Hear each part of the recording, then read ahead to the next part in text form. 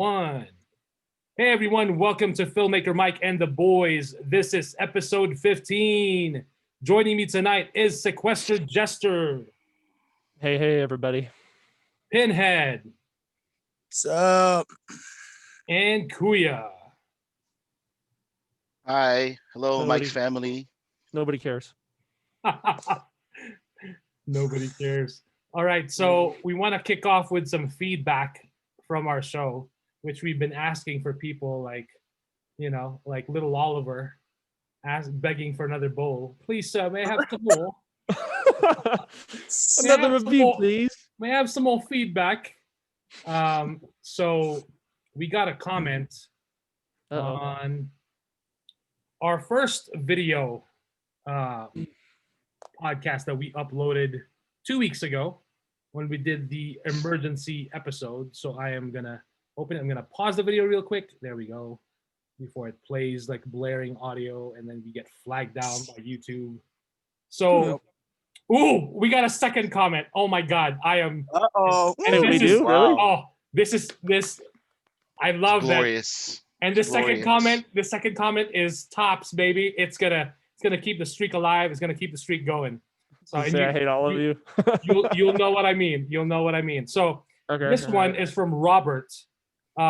So he commented about 4 hours ago. First off, want to say what's up to my brother Pinhead. And I was just thinking HBO is home box office. They are aptly named now. Good work, guys. Keep them coming. And then he posted another comment and he said this: I will like it now and I will heart it. The second comment is refreshing to hear somebody who really appreciates what a great film Man of Steel is. Oh, Ah! it's because you commented that, didn't you? You didn't No, tell us. look at it. He commented it 1 hour ago. Okay, let me check. Yeah. So this is in the filmmaker. It's the Wonder Woman 84 VGA noms and Zack Snyder's Justice League, the emergency episode podcast, whatever you'd like to call it. Mm.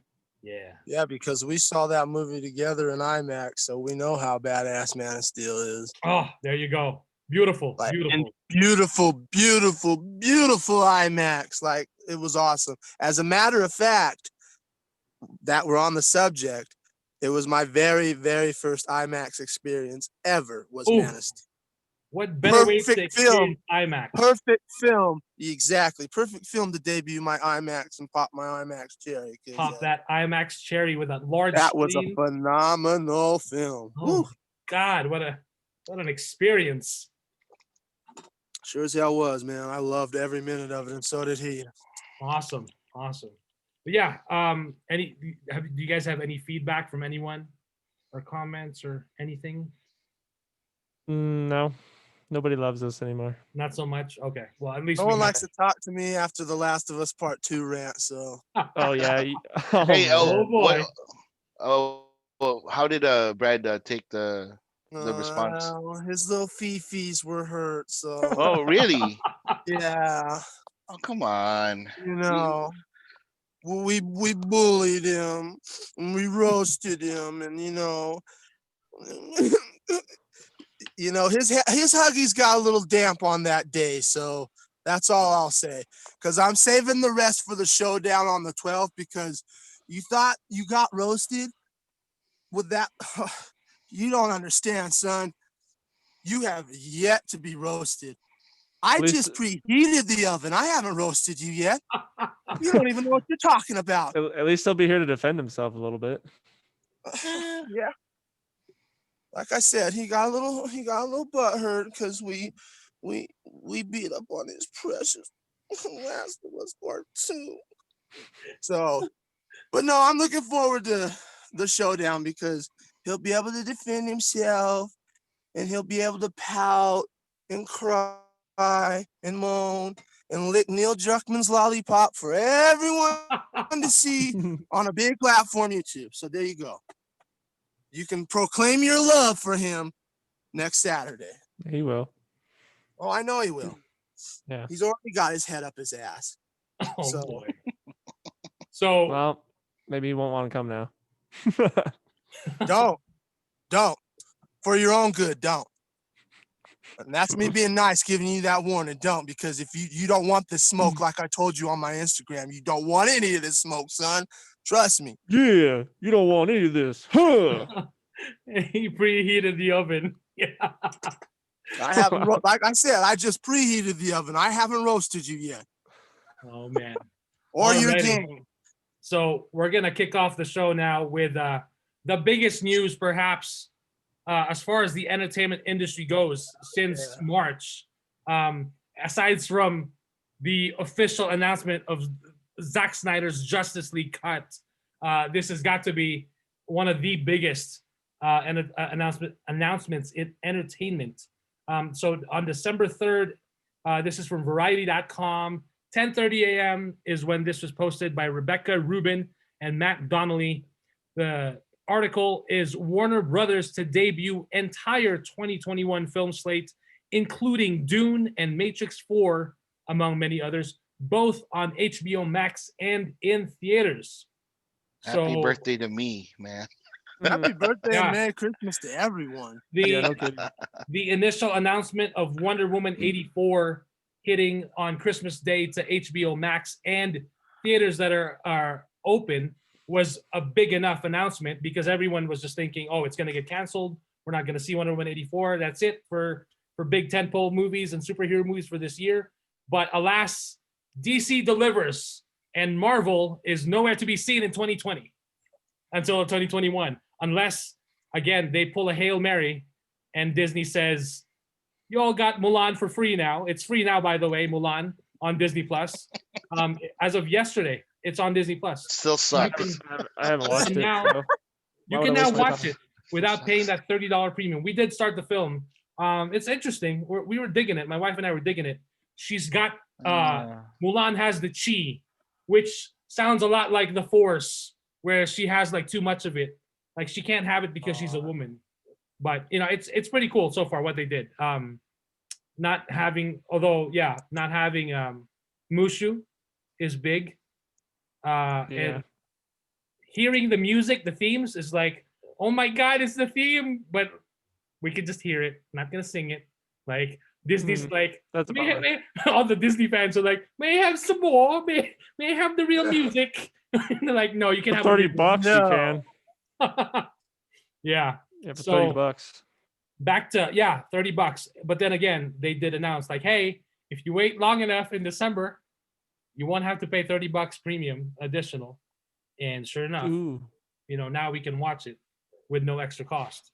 And so back to Warner Brothers announcement for HBO Max. So every single film in their 2021 slate will now be available day and date on HBO Max with no additional charge. So no $30 premium access, no BS. You're subscribed for $14.99 a month or $11.99 a month if you have a discounted rate, whatever, or you have it for free with your AT&T subscription. Guess what? You get to see these movies day and date on HBO Max. And So- make sure you're doing it now, because guess what? That free shit, HBO's cutting it out before Wonder Woman premieres. They're going to force everyone to get a subscription. They're cutting the free trial out. They're Right. getting rid of it. So, That's rude. well, it's a smart business move. Right. You don't want, people are going to go there and go, oh, well, I got my free trial. Saw Wonder Woman, kick rocks, goodbye. It's a smart business move. I don't like it because it hurts my pocket and everyone else's. But the fact of the matter is, it's smart business because it keeps eyeballs on there to continue. Because the fact of the matter is, Disney Plus, you can look the numbers up. Disney Plus is kicking their ass. They're like at 70 million or something. Mhm, And yeah. HBO Max is like at 8. So they need this. And of course, they're going to go, okay, we're getting rid of the free trial. The people have to subscribe, and the numbers will go up so we can kick Disney's ass. Yeah, like I get Because it, they- because you know it's like $15 for a movie ticket if you're gonna see Wonder Yeah. Woman, and then that's the thing though. Like it better be free with your subscription, since your subscription is $15. Mhm. I mean that's kind of steep Exactly, you're right. if you're thinking about it, you know. So I understand it. I just think it's a little low. I Oh, it understand is it. low. I don't disagree with you one bit. It is low, but it's a business, and it's their way of saying to Disney and Netflix, even like the old RoboCop, your move, creep. So it's their turn. Yeah. No, I know, but like now that's gonna make it a little annoying to watch Wonder Woman. Huh? So maybe I'm Well, gonna have to. you're seeing a brand new film in the comfort of your own home for less than the price of 2 movie tickets. If you've got more than one person with you at home, Yeah, I it's mean, like, you know, Yeah. it's Plus not that big a snacks. deal. plus Yeah. snacks, which a lot of people will sneak in their snacks. You And know- by the way, I want to call out the people who are hypocrites, who absolutely don't support the movie theaters and now are like, oh, but the movie theaters are gonna die. The movie industry's gonna die. When you don't buy popcorn and you don't buy the snack, that's how the movie theaters make money. They don't make money from these showing these big movies. That mostly goes back to the studio. That's why the snacks are unfortunately overpriced. But Yeah, you know, exactly. but these Under- things, that's why under- the tickets are overpriced. right? But that's And yeah. further, Go ahead. well, and furthermore, on that point of getting rid of the free trial, people may complain about that, but yet you won't bitch about your Netflix prices getting hiked every other 3 years up. And Yeah, up I and do. up and up. I'm Oh, not yeah, I talking do. about you. Because everybody's going to have the same argument you have. And there's going to be a lot of people that don't complain about that. They just take it. I'm Yeah. not talking about you. I'm talking about the general public will have the same argument. And there are going to be a lot of those people that will not complain about their prices being raised, which is happening. That already happened. And it's Yeah. going to happen again. But they'll go, oh, I'm not going to get HBO Max. You're going to take a free trial. Well, fuck off then, kick rocks. You know? That's Yeah. simple. No, I understand. I'm just, and like I understand that And you that's know, then that's HBO snack Max's prices were so mentality. expensive. That's what I'm trying to say. That's HBO Max's mentality. And like you said, it is low. But once again, we're in show business, Well, I guarantee you that was not show probably in the deal. charity. Not show charity. I guarantee you that was probably in the deal that they made with the with Warner Brothers to get the Sure it was. movies, because they probably wouldn't have done it if they still had their free trial. Like, now you got to take that Exactly. out, so yeah. They were probably like, yeah, we'll do that 100%, but you're gonna drop that free trial. Right. So Yeah, it's good that you mentioned that because yep, that is definitely coming to an end. Yep. But then again, for $14.99, you're not just only now going to be able to see Wonder Woman 84, and it's also a way for them to keep those subscriptions consistent, and people will just Exactly. cancel out because they're everything. I mean, imagine you're going to be able to now see these movies on Yeah. HBO Max, and I get and it. you're gonna have a packed library of just phenomenal content. It's not just gonna be these movies. That's gonna be the cherry on top. Right. There is some phenomenal content that you will be given that you'll be having your hands on that you didn't before. Now that you're coming over, oh, you came over for Wonder Woman 84, awesome. Stay for South Park, stay for Chappelle Show, stay for Big Bang Theory if that's your thing, whatever. Stay for these documentaries, stay for Game of Thrones, whatever. Right. Stay for The Sopranos. Like that's the selling point. By the way, there is that Tiger Woods documentary that's coming out. If I'm not mistaken, It's already out, right? Forward to that. That's that already out. looks really, really fascinating. I gotta check it out if it's out. But yeah, so we've got a list of 17 films that includes The Matrix 4, Dune, Lin-Manuel Miranda's musical adaptation of In the Heights, The Sopranos prequel, The Many Saints of Newark, The Suicide Squad, and then you've got so much I'm trying to see. We've got Tom and Jerry, The Little Things, Conjuring. Judas and the Black Messiah, Godzilla versus Kong, Mortal Kombat, Angelina Jolie's Those Who Wish Me Dead, The Conjuring, The Devil Made Me Do It, Space Jam, A New Legacy, Reminiscence with Hugh Jackman, and then James Wan's Malignant, and the Hell Will yeah. Smith sports drama King Richard. So, I mean, first they bet on Wonder Woman because I mean they're basically willing to bet and lose $1 billion at the box office. But then again, even if they just release it in theaters, there's no guarantee of what that will, I think they made it clear that Tenet was their guinea pig. Tenet was the test, the sample, and it didn't do so well. It barely broke even. I guess it did much better overseas. But then now, of course, after they saw how that did, it really sent a signal to them, and that they've got HBO Max, might as well utilize this and get it. What can they do in that they can work with the theater owners and the mass consumers.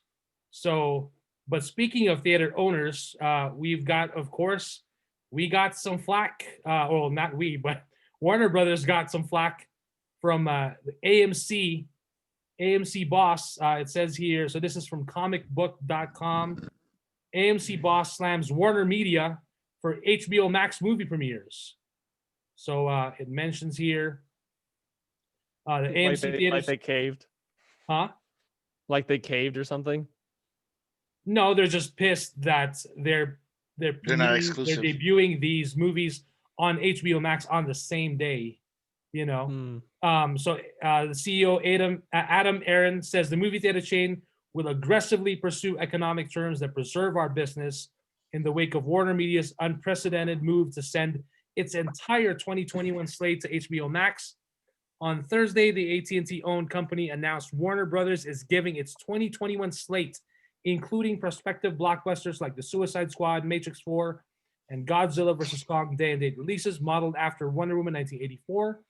So he's got a quote here. He said, "These coronavirus-impacted times are uncharted waters for all of us, which is why AMC signed on to an HBO Max exception to customary practices for one film only, Wonder Woman 1984, being released by Warner Brothers at Christmas, when the pandemic appears that it will be at its height," Aaron said in a statement. However, Warner now hopes to do this for all their 2021 theatrical movies, despite the likelihood that the vaccine's right around the corner. The theater business is expected to recover. So he says, clearly, Warner Media intends to sacrifice a considerable portion of the profitability of its movie studio division and that of its production partners and filmmakers to subsidize its HBO Max startup. As for AMC, we will do all in our power to ensure that Warner does not do so at our expense. We will aggressively pursue economic terms that preserve our business. So there is more on that, but that's just the main gist of it. What I actually don't agree with, like, they're actually already working with the theater chains. Now, of course, their compromise is to debut this on HBO Max the same day and date as well. I mean, if you think about it, they did agree to the Wonder Woman 1984 deal, but they just thought, you know what, we might as well do it for the rest of the slate. And again, this is changing the game. The rules have changed in as far as we can't pack a movie theater right now like we used to. So what do you do when the rules change? You got to change the game. So change how you play it. Exactly. So, I mean, this is gonna change the way, who knows how this will go. It can do well. We're hoping that it does do well, but again, it's also, I mean, I get it. I'm all for the big screen movie theater experience, but it doesn't mean that, and like a lot of people are even saying on Twitter when this blew up, a lot of people were saying that, I'll take the vaccine as soon as I can and I'll go to the theater and enjoy the movie and all these things. Great. That's great for those people, but it's not a guarantee that everyone will do the same thing. It's not a guarantee. It's not a guarantee that you're gonna get it. Right. So it's like, what do you expect them to do? Sit there and like, I like the theater experience too, and I cherish it, and I don't want it to go. But the fact of the matter is, this diaper baby attitude about it, we're crying about stuff. What do you expect them to do? They have to adapt, or else they're gonna get swallowed and sink into the sea like the lost city of Atlantis. They have to do something. That's the thing, is that they can't hold out anymore. They're making the wise. Exactly. I mean, they're making the best decision they can possible right now, with the fact that, like, okay, it's either now or never, and they chose now.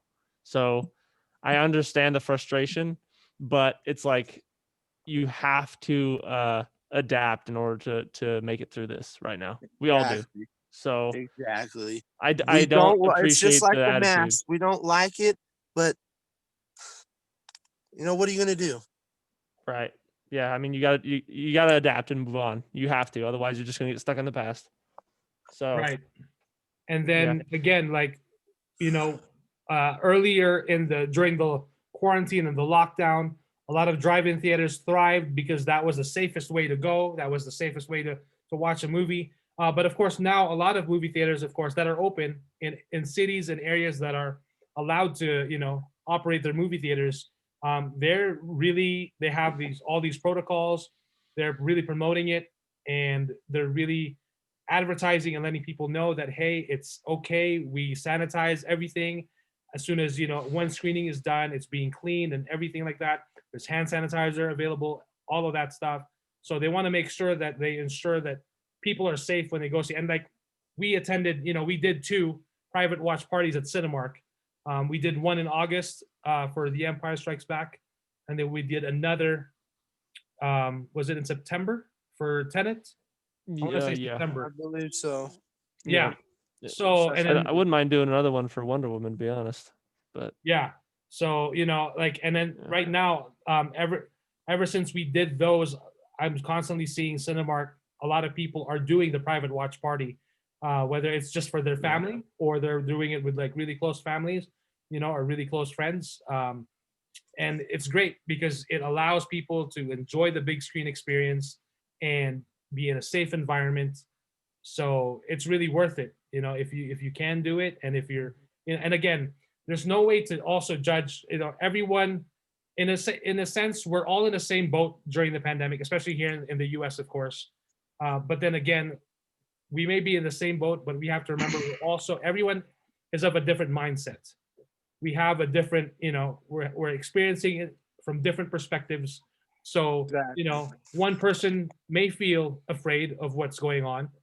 And, and then again, everyone is also afraid of, getting it, catching it.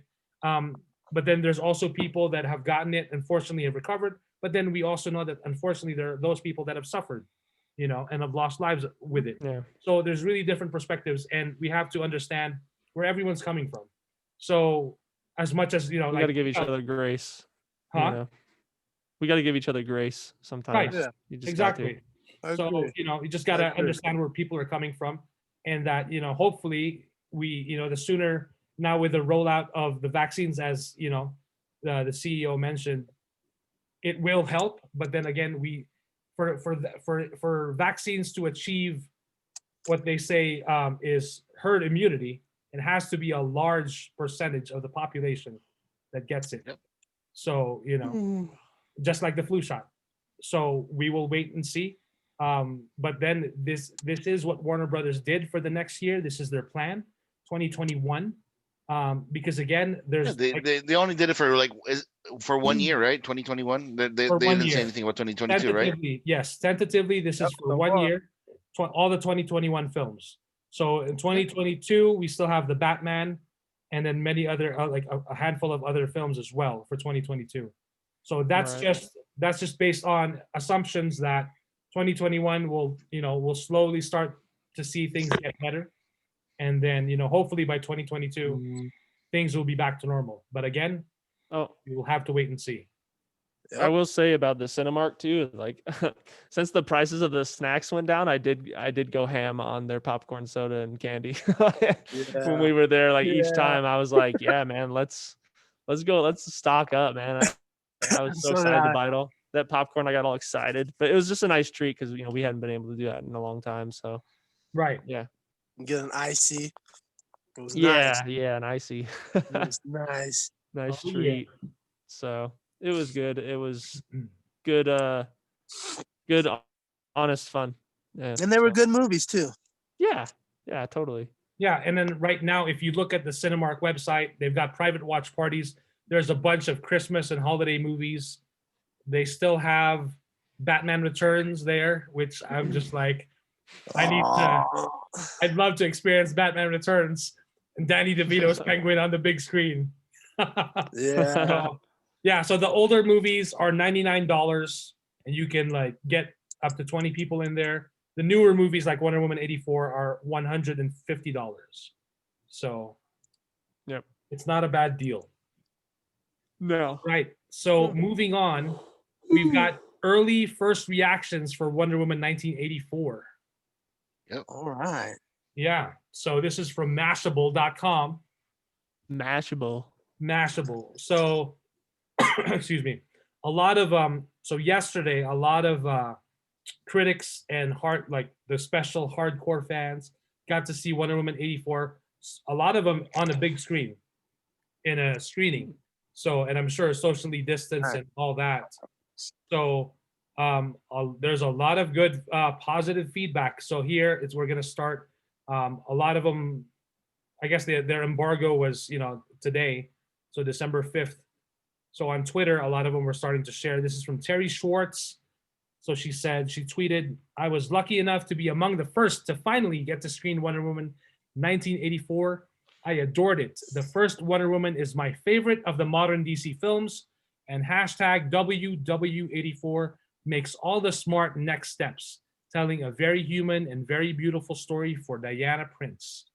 I think what surprised me the most was that the message Wonder Woman 84 leaves you with feels even more important to hear at the end of this year, in a way Patty Jenkins couldn't have predicted when she made it." Excuse me. Also, it's just so exciting to have a big, joyful blockbuster movies coming out again. So that's one review. That's awesome. Yeah. I mean, it's Patty Jenkins, dude. The first one was, and I know like you guys are gonna disagree, but in my opinion, it was the best of the DC standalone movies. I mean, I really, really enjoyed it. So I can only imagine the sequel will be just as good. Yeah. There's another one from Eric Davis. "I'm so happy to report that Wonder Woman 84 is an absolute blast from start to finish, an exceptional compliment to the first film. It's stuffed with heart, hope, love, action, romance, and humor. Patty Jenkins, Gal Gadot, and team delivered one of DC's best sequels. I was in tears when it ended. I can't say much about plot because spoilers, but it's super clever. The opening sequence alone is stunning, and every action scene is different and unique. I also think this is among Hans Zimmer's best scores. And for those wondering, that Chris Pine chemistry is once again fire." And that's one of the best things I think from the first movie is their chemistry was just great. Yeah. So yeah, It's awesome to hear.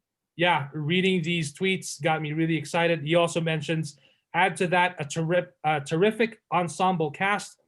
Pedro Pascal and Kristen Wiig were complex and unexpected foes. I was also lucky enough to watch Wonder Woman 84 safely on the big screen, and it was just everything. I didn't expect the experience to make me so emotional, but it did. I miss it so much. Wow. So I don't blame them. Imagine not seeing a movie on the big screen for months on end because everything that we've experienced in 2020. And then the first thing you see is Wonder Woman 84. I would get really emotional too. Yeah. So Yeah. I do want to share with the first Wonder Woman film, they were having promo screenings, free screenings, advanced screenings for Wonder Woman like a week before it officially debuted in theaters. And it just so happened that there was one in Sacramento. So back in 2017, if I'm not mistaken, when the first Wonder Woman was released. So there was a screening in Sacramento. That was the closest one. I grabbed 2 tickets and, we drove down. I brought Julie with me. We drove down, went to the premiere, a bunch of people there. Movie started, and the first few minutes, I was actually in tears. Because I was like seeing these powerful Amazonian women like doing like the kick-ass shit. It was like, wow, this is the DC universe, and it's like it's consistently expanding and the unfolding. So, and yeah, that was great. And just the general reaction in a theater, which of course was filled with a lot of women, was like, Mhm. was really exciting. And so, and we know how, it went on to make over $1 billion at the box office. And the fact that, DC, again, I'm going to point this out, DC got a Wonder Woman film. Yeah, people will say, oh, they're rushing too much, and Batman vs Superman, why is Wonder Woman there? But Zack Snyder had a plan. He laid it to Patty Jenkins and said, here you go, kick it off with Wonder Woman solo film now. And she did. And where's the Black Widow movie? Where is it? Non-existent right now because Yeah. they don't, I gosh, mean, man, Disney Plus needs to get their head out of their butthole and just release it already for free on their streaming service. Just do it. Tired of the garbage. Like, oh, $30 for Mulan, and then we're gonna release it later. Like, I don't even want to watch it now because it's like I just kind of want to stick. They should have done it come in on, phase just one. watch it. It's free now. Yeah. They should have Yeah. done Black Widow phase one. Yep. Yeah, Yeah. Like I said With, last time, when at the very latest, when Iron phase Woman 2. or Iron Man 2 was like when she first showed Yep. up, right? Or even Yep. phase 2 at the least. I that's why I said at the very latest phase 2, no later than that, and they dropped the ball. So it's too late now. Trying to Yep. bank on the sacrifice and all that shit. So Yep, it's too late now. You Yeah, screwed because the- what's the first female Marvel movie that we got? Captain Marvel. Captain Marvel. Ew, Which, Captain hey, Karen was it the made first. $1 billion. Did it make Yep. $1 billion? Or I think it broke $1 billion. I think it Well, broke. they said it made $1 billion, but sure. I mean, it's easy Made to $1 hit billion, that people billion cry. mark now. Yeah, especially under the Marvel name at that time. Like, of course she was gonna do that. Like, that's not indicative of the movie being good. Right. By the Still way, it's still a dumpster fire. Yeah. Yeah. So I do want to agree. add, Jester's favorite Captain Marvel, Brie Larson, will be presenting at the Video Game Awards. Oh, hooray! So she's going to be So a a double presenter whammy for both of us. live next Thursday during Video Games' biggest night. So there you go. She's gonna be presenting like nightmare. best video game ever, right? Yep, probably, which will be. It will be. It's game of the year for sure. Yeah. Oh God, I'm not looking forward to that night. All right. So moving on to Disney Plus, which we've been mentioning here. It seems like there's been word that Disney Plus will get like an R-rated subsection or something like more adult, which is something that we're like looking for. Like, hello, Yeah. like, you have an audience for it. I get it. Disney first, is for the families, but with those families, you've got parents who also want to get away a little bit from the, the kiddie stuff every now And and some then. of us don't have kids who want you to dust off the Alien franchise, and we There you need you to go. get that We need you to get that rated R division out there to do so, to make a good Alien movie. Right. So this is from comicbook.com. It says here, Walt Disney Company truly has an embarrassment of riches, owning a staggering amount of content across a number of brands, with a new rumor from Collider claiming that the company is looking at ways to merge its Disney Plus streaming service with Hulu for one all-encompassing platform. Disney had been planning its launch of Disney Plus for years, with the studio's purchase of a majority of 20th Century Fox's assets last year, bringing a number of new properties and platforms under one umbrella. It's hard to deny that things would be much easier if the brands were combined, but there are still some questions about how such a move could happen. Currently, Disney Plus has roughly 73 million subscribers, while Hulu has roughly 36 million. So finding a way to tout one platform that has 110 million subscribers would surely give such a streaming platform more firepower to make important deals. The big issue, however, is the strict delineation that currently exists between the type of content available on both services.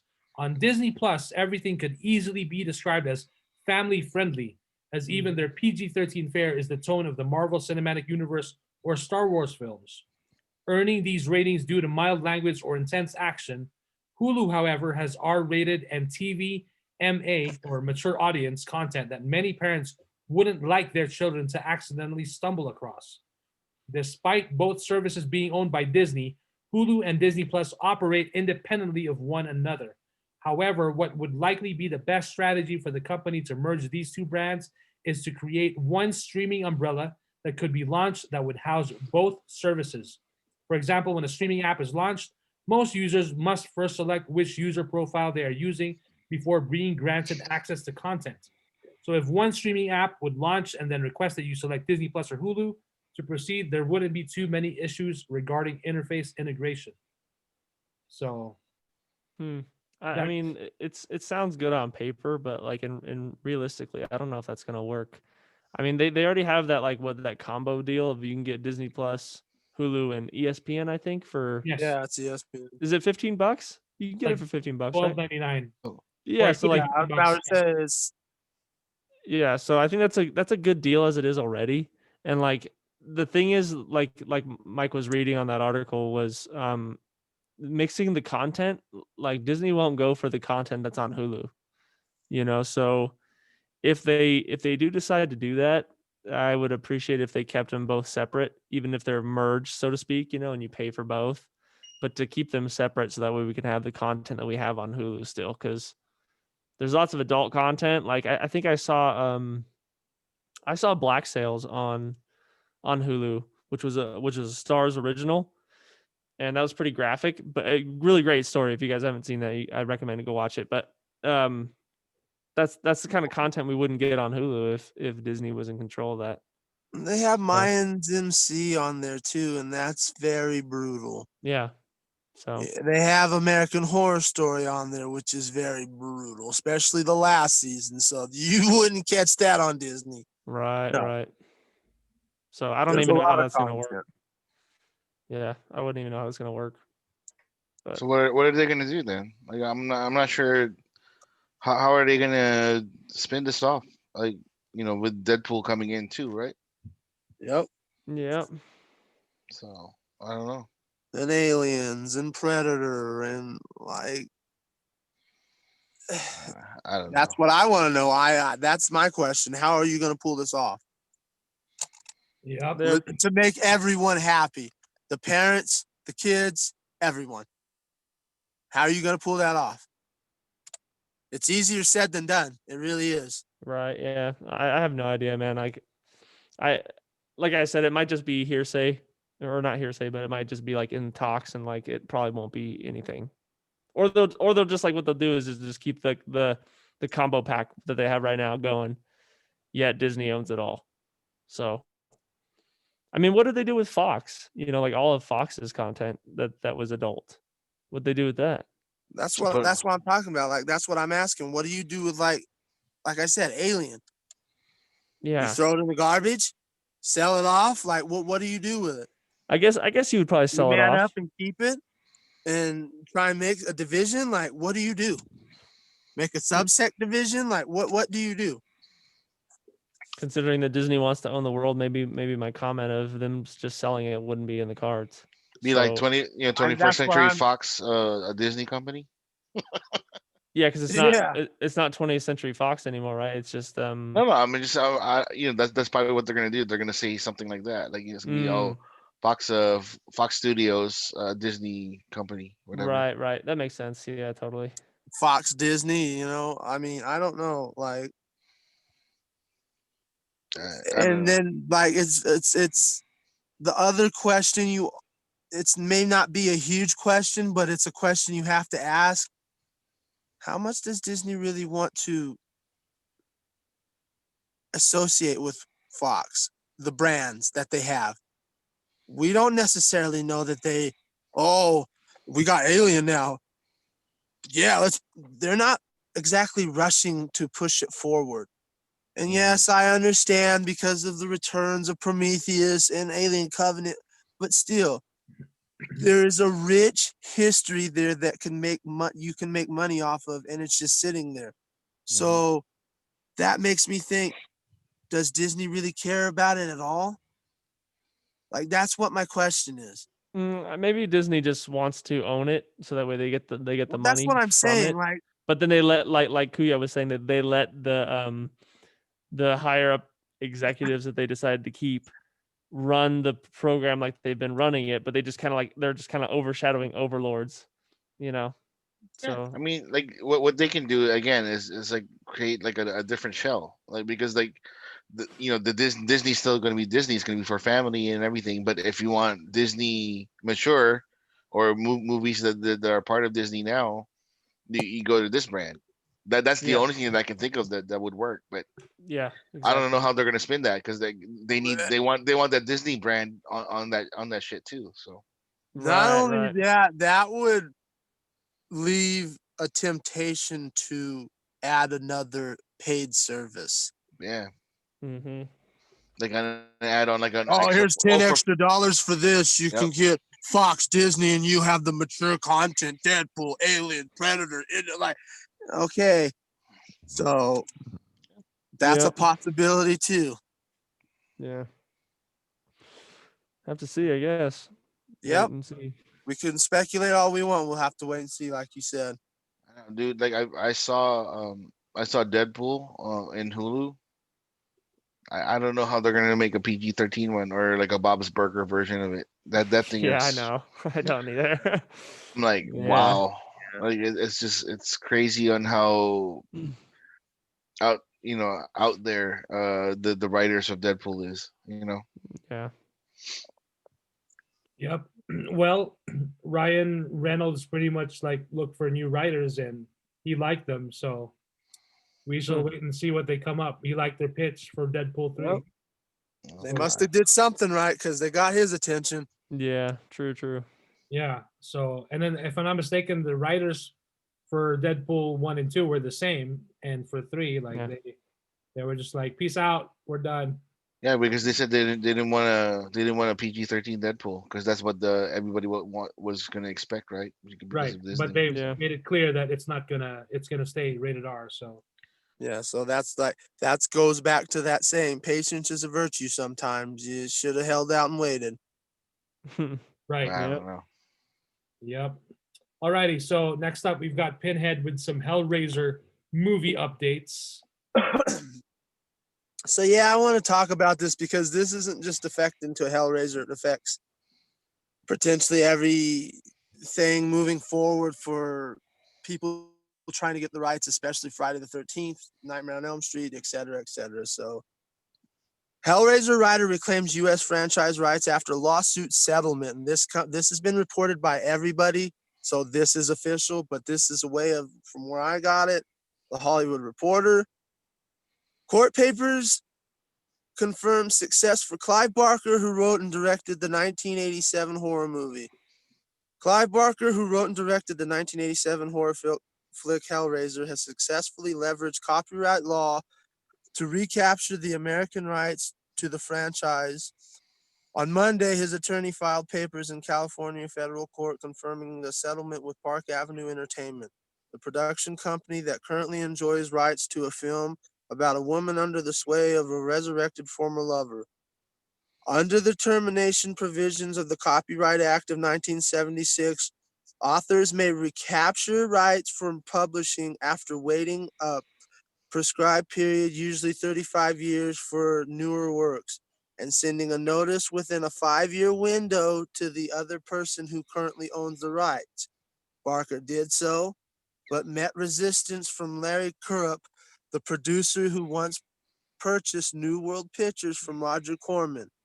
New World has released the horror movie and, according to a lawsuit that came in June, told Barker in correspondence that he couldn't terminate because the terms of the original movie contract were to be construed under UK contract law.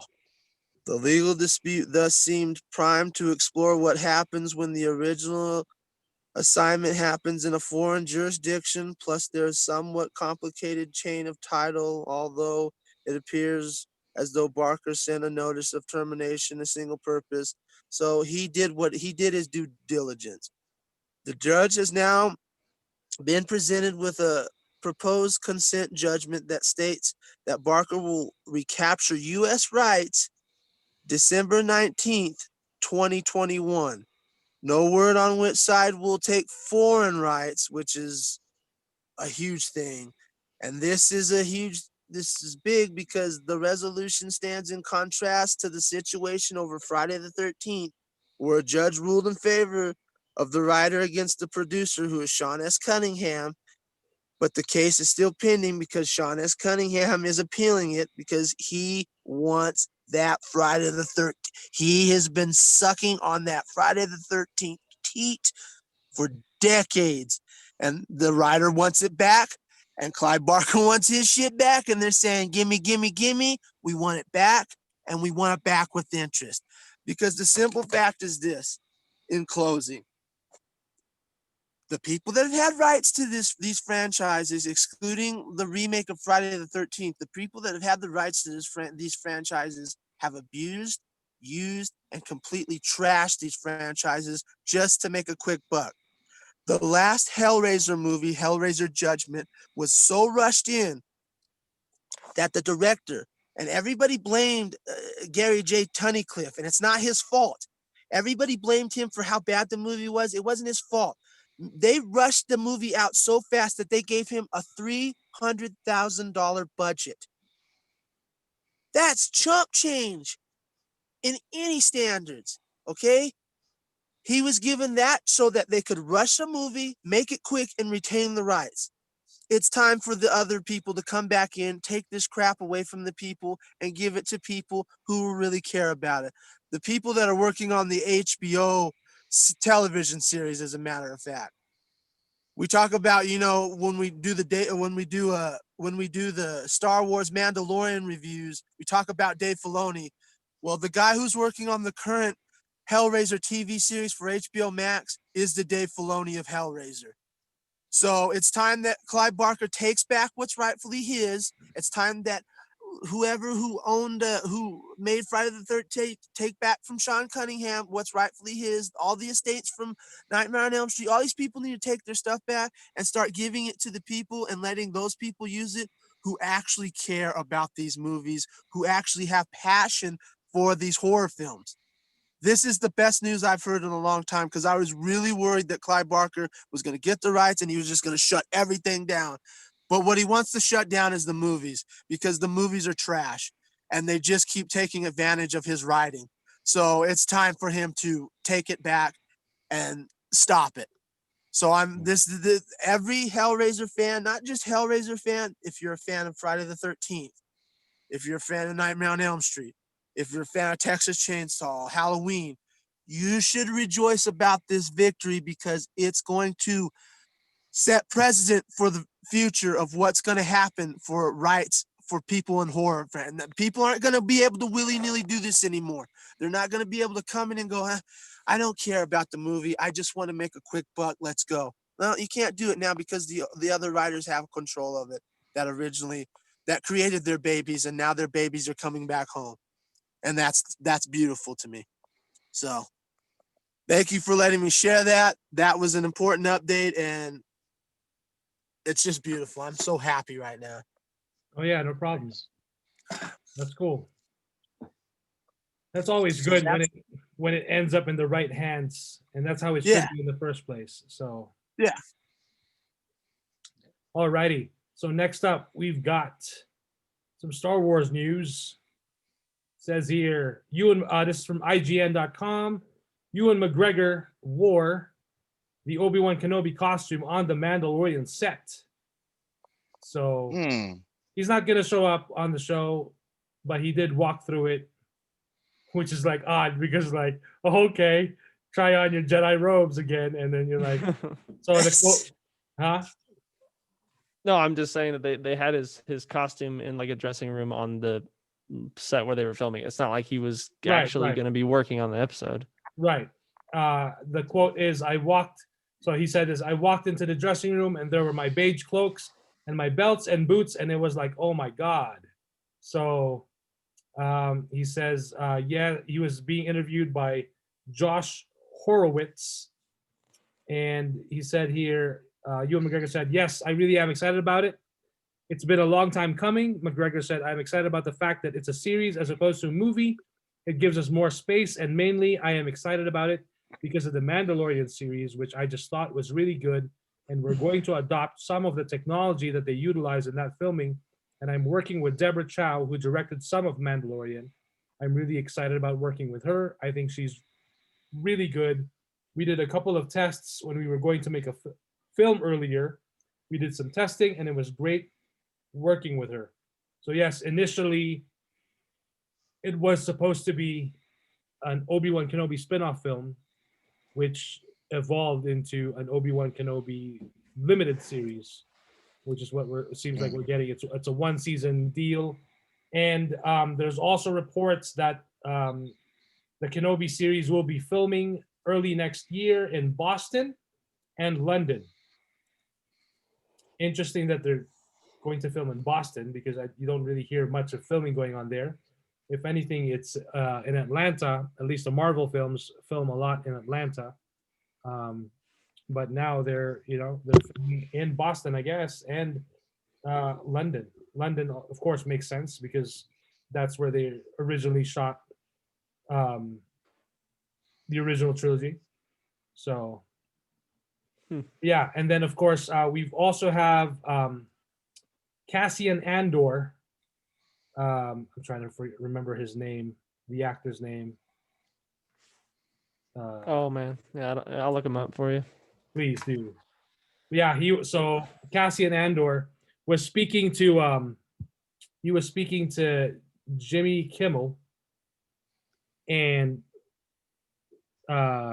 Diego Luna. Is it Diego Luna? I think Yep, it is. you got it. There we you go. got it. Cool. Nice. Yeah. So Good grab. Diego Luna was speaking to Jimmy Kimmel. Diego Luna was filming somewhere in London or Europe, and he was saying like it's really cold, and he's taking a break from filming. And then Jimmy Kimmel goes on to tease him and say like, "Oh, Diego Luna says, oh, I'm with my friends, I'm just filming, just taking a break." And then Jimmy Kimmel says, "Oh, you're with your friends, Lucasfilm, right? You're filming the Cassian Andor series." And of course, he didn't confirm anything, but it was pretty apparent. Yeah. But that they are filming right now.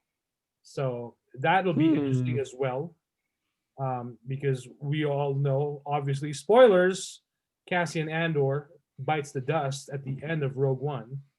But the fact that they greenlit a series that we'll soon be seeing on Disney Plus, hey, that's still pretty cool. And we're also gonna get K2SO. Really? Alan Tudyk is coming back. He's as coming back, K2SO. Yeah. So that's his right hand man. What are you talking about? That's his muscle. Exactly. You know. So you can't have Cassian without K2. And then next up, we've got from Variety.com. So this one I thought was interesting. So the largest entertainment franchises. So for Variety, it says The Mandalorian, Avengers, Stranger Things are top entertainment franchises, survey finds. So of course, Disney Plus, The Mandalorian, Marvel's Avengers films, and Netflix's Stranger Things are the top power franchises, considered the boldest and most thought-provoking, according to a new survey from the National Research Group. So, Jeez. Oh, no. I guess you know. can say thought-provoking later on. Thought-provoking, not until Captain America and the Winter Soldier. That's But true. hey, I mean, I just thought it was interesting that Thanos in the MCU is more of an ecological villain. They twisted and added more reason so that people would be like, yeah, he makes sense, Oh yeah, I mean the comic book version's pretty different. I mean, he was a the good. He was a good. the comic book version. The comic book version, he just wanted to kill everybody. Well, he wanted. He had the hots for Lady Death, so. Yep. Right. So he was trying to please her. Yeah, he was trying to impress her the whole time. So. Right. Which I thought it was good still. Like, I enjoyed reading that arc or whatever. But, I mean, yeah, like Mike was saying, it was just it was good still, but it was to get the audience more engaged or like more understanding, I guess, in a sick to way. to empathize with what Thanos is doing. Yeah, right. Right. Yeah. So Oh, And to balance. justify throwing your own daughter off a fucking cliff to get the Soul Stone. I'm sorry, little one. I'm sorry. though. Those tears are Yeah. not for him. They're for you.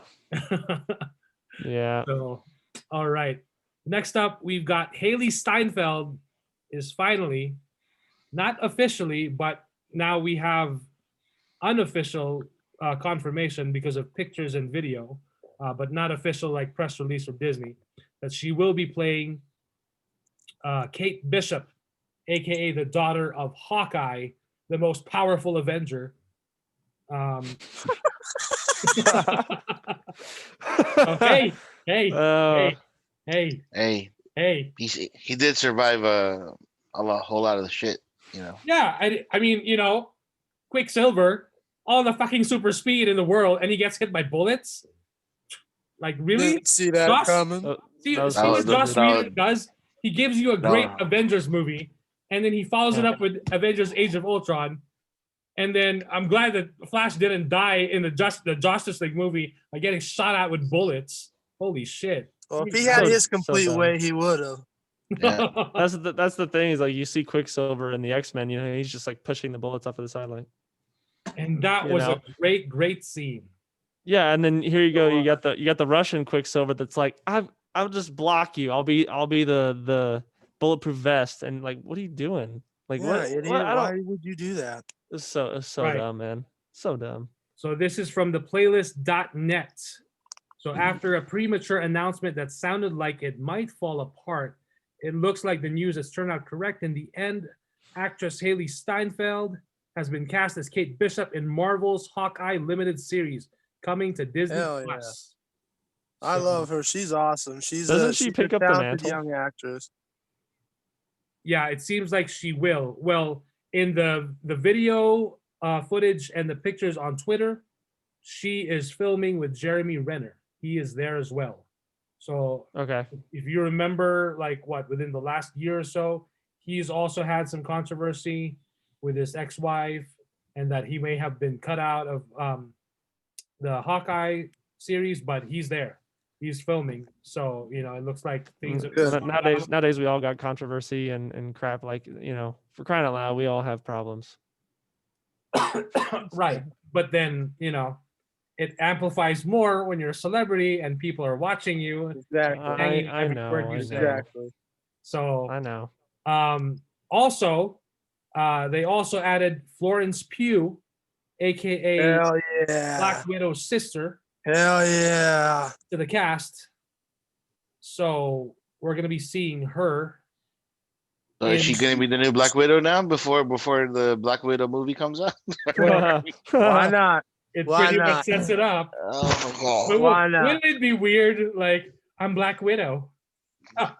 Why not? Before we The get the bitch Black is Widow dead. thing. I'm the new Black Widow. Right. And then, of course, also from Falcon and Winter Soldier, Emily Van Camp, also known as Agent 13, aka what's her name's niece, who Captain America made out with. Oh, gross. She teases an early 2021 drop for Falcon and Winter Soldier. So she had an interview. This is from comicbook.com. She had an interview, and it seems like, if I can find it, it says here, Falcon and Winter Soldier, I don't think they have a release date because we had to come back and finish filming after lockdown. They're done filming, so they're probably almost done editing at this point. Hopefully beginning of the year, and so it might, around the beginning of the year. Who knows, maybe with the first quarter. So Okay. we'll see soon enough. I mean, well, we're getting WandaVision on January 15th. So I don't think there's any way they're gonna have two Marvel shows at the same time. I think they're gonna do one at a time. And I think that's a smart move as well, because it's gonna keep people subscribed. So, and they're not gonna cancel their subscriptions out. And Yeah. I do want to mention, so Thursday night, what's her name? Letitia Wright Letitia Wright, who plays Shuri in Black Panther, got herself Oh. into a little bit, not just a little bit, a lot of Twitter controversy. Yeah. Uh-oh. And again, hey, it's much ado about nothing. I'm all for free speech. I'm all for opinions. That's great. But you know what? If I was an actor, I'd be careful with what I post and what I say. Granted, yes, people will make mistakes, but in a world with a raging pandemic, you got to be careful what you put out there. So she shared this video of this guy on YouTube who clearly claimed in the video he's no expert on vaccines, even had something about transphobia there, and quoted the Bible. And she even said the ingredient lucifern or whatever it is had the word Lucifer in there. And she even tweeted, "Look up the Bible. What does that mean?" Like, okay. And she was literally telling, well, and in her defense, she did point out, she was tweeting that she was just curious. She would like to know what we put into our bodies. Yes, I totally agree with that. But the video you're sharing is of a guy who's not an expert and already claiming that he's not an expert, and yet he's making these bold claims, these bogus ideas, whack ideas about vaccines and stuff like that. That's already irresponsible. And that's what upset a lot of people. She's got a large platform with a large following, and it's already going to confuse a lot of people. In a world where you've got a lot of people who are anti-vaccination and anti-science, the one thing that we need to rely on right now is science. And no, it's not perfect, but we're relying on the experts to get it right as soon as possible, or if not, then keep going at it, because they're smarter than us, obviously, And then, yeah, you can see, like, I was looking through the tweets, and man, she was going after people. She was, and she was just saying like her piece. She didn't mean to hurt anyone. Totally respectable. And then, of course, the Twitter account got deleted. Cancel. Deactivated. It did? Really? It did. So, and another thing to add is Rhodey himself. Yep. What's his name? Oh my God. Don Cheadle. Don Cheadle tweeted at her early enough and said, "Bye, Letitia." Cancel. Yeah, cancel. He tweeted at her, "Bye, Letitia," and people got a screenshot of that. And he was just like, "Bye," like, "Bye." Yeah, like, what's with this whole like? What and then happened he to free deleted it. speech, dude? And then of course. Yeah, because that's freaking rude, dude. That's not cool. I understand your opinion. You could have your opinion about it, but like, you don't need to be an absolute dick. Right, but then again, and that's the thing. Like, you need to be more responsible. You know what I mean? Well, yeah, I understand that with your platform, like, yeah, you should, and like, but my thing is, I understand that we all make mistakes, and like, I don't think she realized it was a mistake or even thought it was a mistake. Otherwise, she wouldn't have posted it. But like, my issue is that like, why is I know that Twitter is a privately owned business and they have the right to delete or do whatever they want with their platform, and we are just using it. But I don't like the stopping of free speech, regardless of what it is. But like just deleting her account. Come on, man. Like, really? Well, no, I think she deleted her account. She deleted it. Oh, okay. I'm sorry. No, yeah, did Twitter she did not delete it?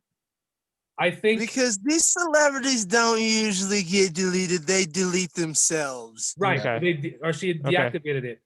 But if it's us, we get thrown under the fucking jail. But with them, they don't get deleted; they delete themselves. So she had to have deleted herself. So I don't buy Twitter or anybody got rid of her. So I misunderstood then. So the actress herself deleted her account after the backlash she got from the video. Deactivated it, yes. Or deactivated, okay. And then Don Cheadle came in.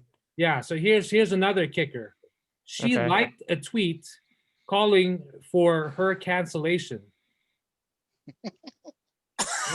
What the fuck? What the fuck is that? No, you know what? Who likes a hacked account or for them to be called to be fired? No, someone posted a screenshot with her verified account. Yeah. And again, we just lost Chadwick Boseman. All the talk right now is for Shuri. Sure. Most likely, 95% of the fucking chance that she will be the next Black Panther, all you got to do is shut the fuck up. Don't say shit like this. Don't tweet shit like this. Why? You can talk about it with your inner circle. You don't got to share it for millions to see and get judged right now. I mean, again, I'm all for free speech, but shit, clear that shit with someone else before They you share can't help something. themselves. No, I They know, but like cannot help themselves. it's like us saying stuff on here. Like, who are we to say anything? You know what I mean? So, but like, that's my thing Right. is. But we don't have a million followers. No, I know, but like, just say You know what I one day mean? that we did on the minimal, 0.1% chance, but like, we'd have to be really careful what we say too, or we just go to the point where like, you know what?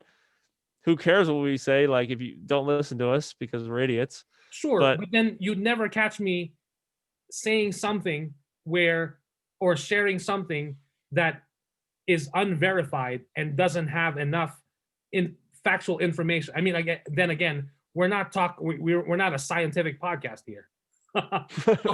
And neither is she. yeah, Yeah, she's right. not So, either. I know. we're talking Yeah. entertainment, we're talking opinion. And here's my thing. I think what happened was Disney brass pretty much laid the gauntlet down and told her, deactivate your shit right now. Yeah, Yeah. probably. She was Yeah. trending. She was trending. And people Yeah. would not let it go because of all the crazy shit that has happened in 2020.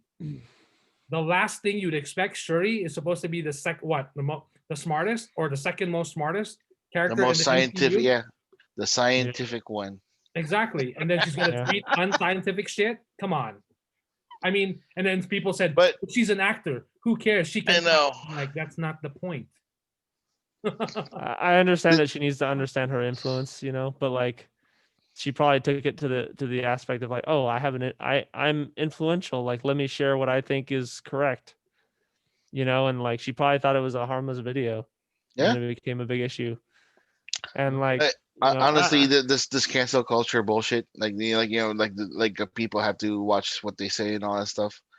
I'm Yeah. getting annoyed by it just because of the fact that It's getting old. It's getting old real damn quick. if people get offended by every little thing, what the hell's what's the point? Like for example, if I have a friend who is transitioning, right? Like if they're trans or whatever, yeah, and they don't want to be called he or she or whatever, or honestly I have no clue what to call them. Give me time. Give me a few Yeah. weeks because I'm Yeah, going like to, Elliot Page, We're yeah. just Yeah. gonna be you're gonna slip and say Ellen a couple of times because we're used to you being Ellen Page. But don't get like uppity and say, oh, Yeah, like like, I'm Elliot, you're a phobe, like Yeah. and like enough. cancel you. Stop No. wearing out these words and diluting them because you're taking away from people who are really struggling and have to fight in this struggle right now. So stop doing that. Yeah. I understand why this happened. I completely understand. I see where Mike's coming from. Don't go out there and say stupid shit. Like, you have a platform, you have millions of followers. Watch what you say. At the same time, devil's advocate, this nonsense where if you say one little thing wrong, no matter how non-egregious it is, you're gone. Yep. There's no, let's sit down and talk about what you said was wrong and let's talk about how we can fix. No, I don't want to hear it. You're gone. You're canceled. I don't want to hear it. Well, that's what That I'm. needs to stop. Yeah, I That needs know. to stop. It needs to stop because no one grows that way. A society, Yeah. no people, no race, no color, no creed, nothing. Nothing grows that way when you just go, I don't want to hear it. You're canceled. Be gone with you. Yep. That's how societies fall. That's how empires crumble. That's why we don't have Roman empires and Greeks and Egyptians, because they didn't follow through with, let's stop and think about they just, the vanity and the ignorance and the cancer, bam. And that's why these societies are gone. So we need to be above this and we need to stop and we need to start having conversations like we're doing right now and just stop with the, you're gone already. Yep. Like, Yeah. stop. No, I know. We Unless could. that person did something so egregious, like molesting children or something, and you know beyond a shadow of a doubt they did it, that's a different story. But Right. something of an opinion being, oh, I don't like whites with colors in my clothes because they bleach on. Oh, Oh, you're racist. racist. You're racist. I'm not talking about white people, and I'm talking about clothes. No, it doesn't matter. You're racist. That needs to stop. It needs to stop because we can't have conversations that way, and we can't grow as people that way. It needs to stop. No, I know, and I agree with that. I'm just saying that like the same shoes. I mean, we're not even close because we have like what 2 followers. But I'm just saying that over time, if we do You end won up now. getting, yeah, yeah, I'm just saying over time, if we do get somewhat of a following, like people are going to take what we say very seriously. And yeah, Mike, you're right. We're not talking about like scientific stuff, but some jokes that we might say, like people are going to take seriously, or some people are going to think that we're not What? joking. And like, I'm Like just, what? Like what? So that means Justin? we should be canceled. no, I'm not Down saying the we should road? be canceled. I'm just saying that like, we're going to have the same backlash, because you can't say anything anymore because it's just anything causes controversy. And I'm that's why it needs to stop. I'm still gonna be Yeah. me. If people like me for who I am, or they don't like me for who I am, I'm okay with everything. So Yeah. Exactly. I I'm not compromising for anything. if Pinhead loves me because I'm a honest person, and if Jester hates me because of this, if Mike hates me for this, I'm perfectly fine with it.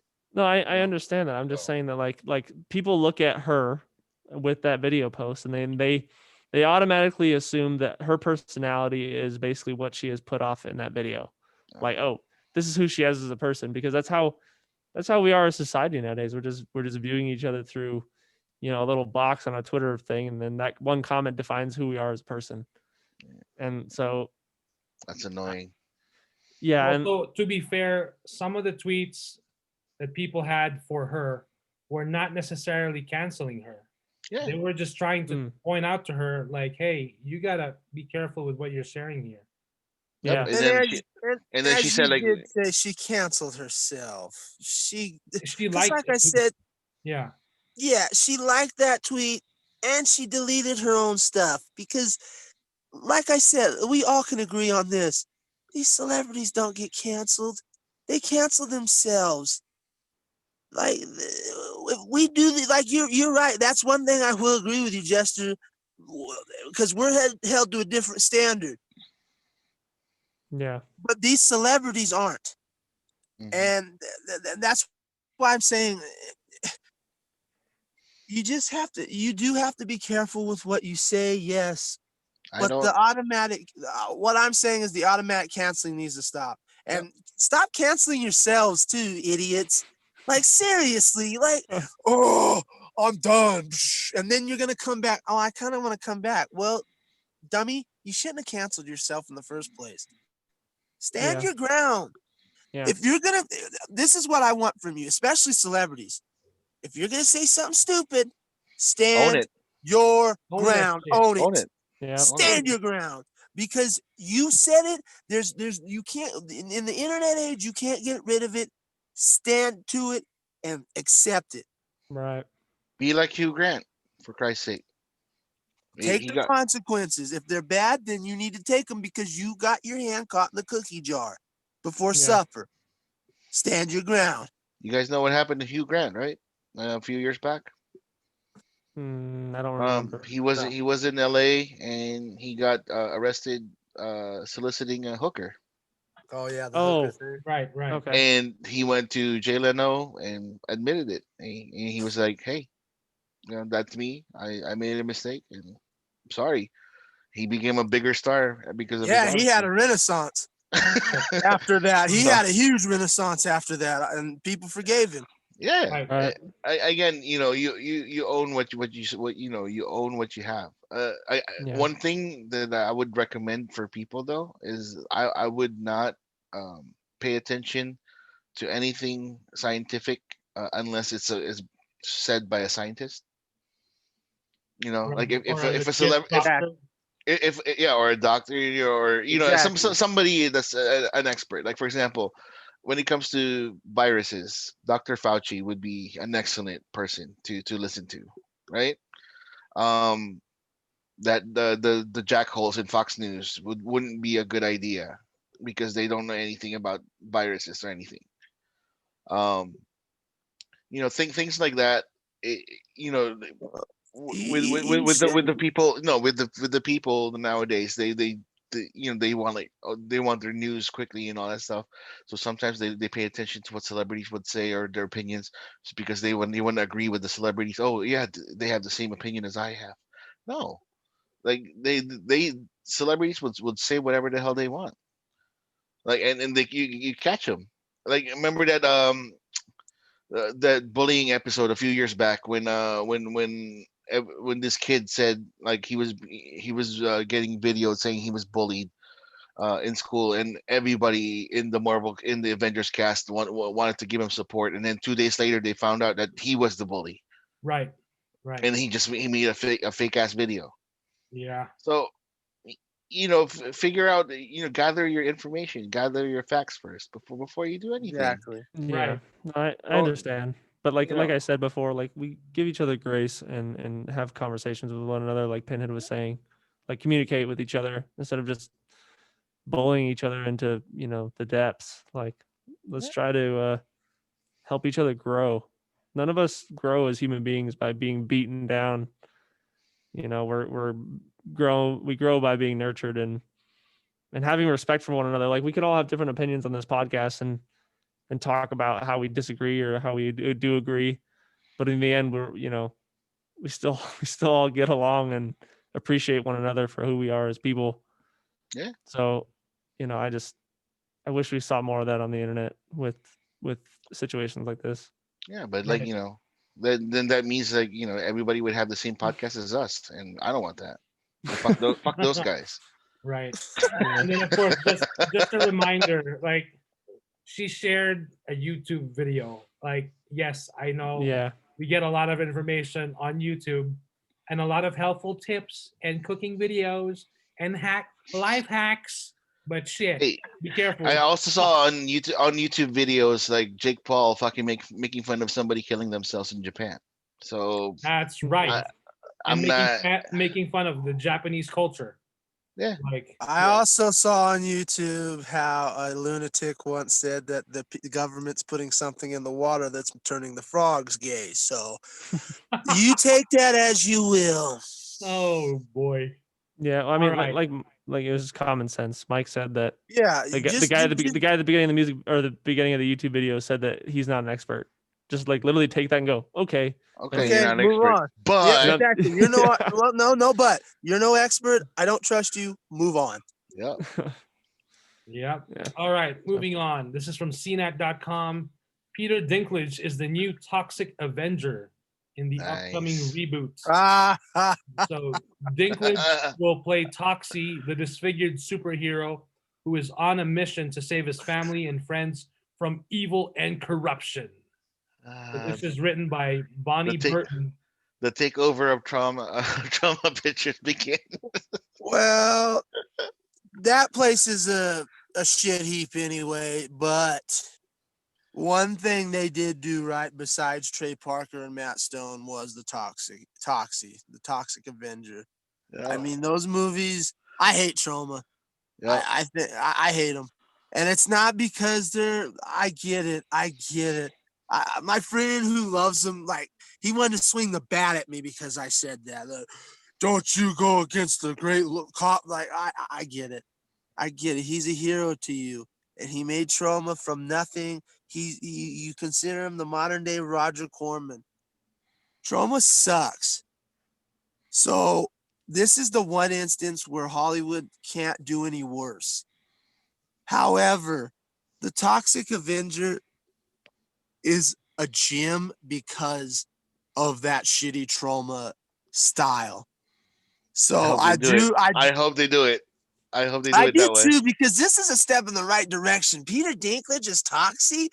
Please go with that. Please go with that same style of filming. Please, Holly, I'm begging you, go with that, because it would be perfect with Peter Dinklage and being picked on, especially the way he is, and putting that and weaving that into the storyline. Oh God, it would be so beautiful. And him coming back, being the Toxic Avenger and getting his revenge on all these pricks. Like it is the modern day. What was the nerd getting picked on? Like this little guy who, look at this little shit. Like it would be perfect under that banner. Mhm.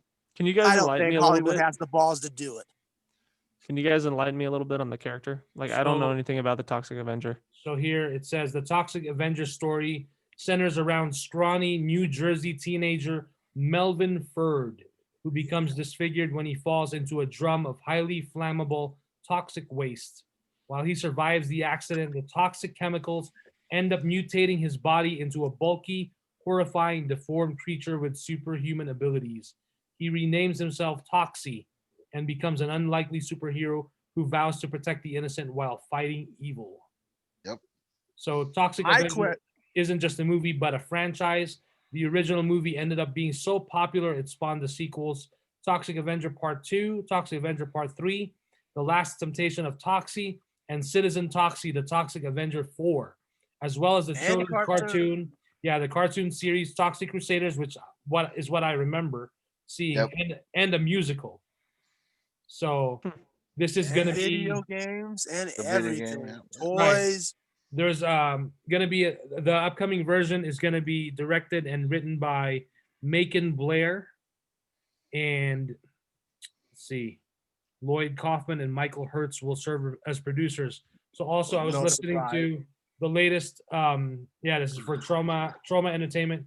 This is I was also listening to the latest episode of Fat Man on Batman with Kevin Smith, and he did mention that he was approached to direct this movie years ago, but Oh, he did mention that he just did not have a time. certain approach for it, so he didn't know how to that approach would have the been film. awesome. And so that's why when he heard that this is like, he thought he didn't hear anything about it years later. He thought that, oh, no one else came up with an idea for it.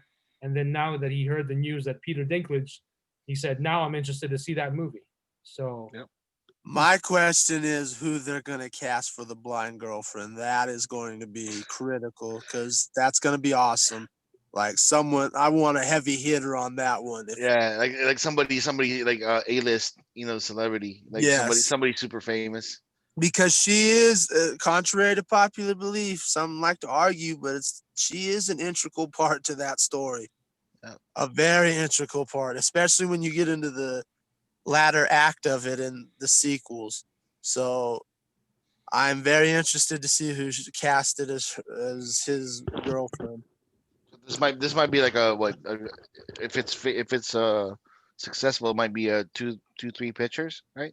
I would be knows, cool yeah. with that. Like I could enjoy this franchise because, like I said, this is one thing Trauma out that is actually worth the shit because this is what if he did more like this, I would respect him because this is just it's a great, as disgusting and vile as it can be, it actually is really heartwarming.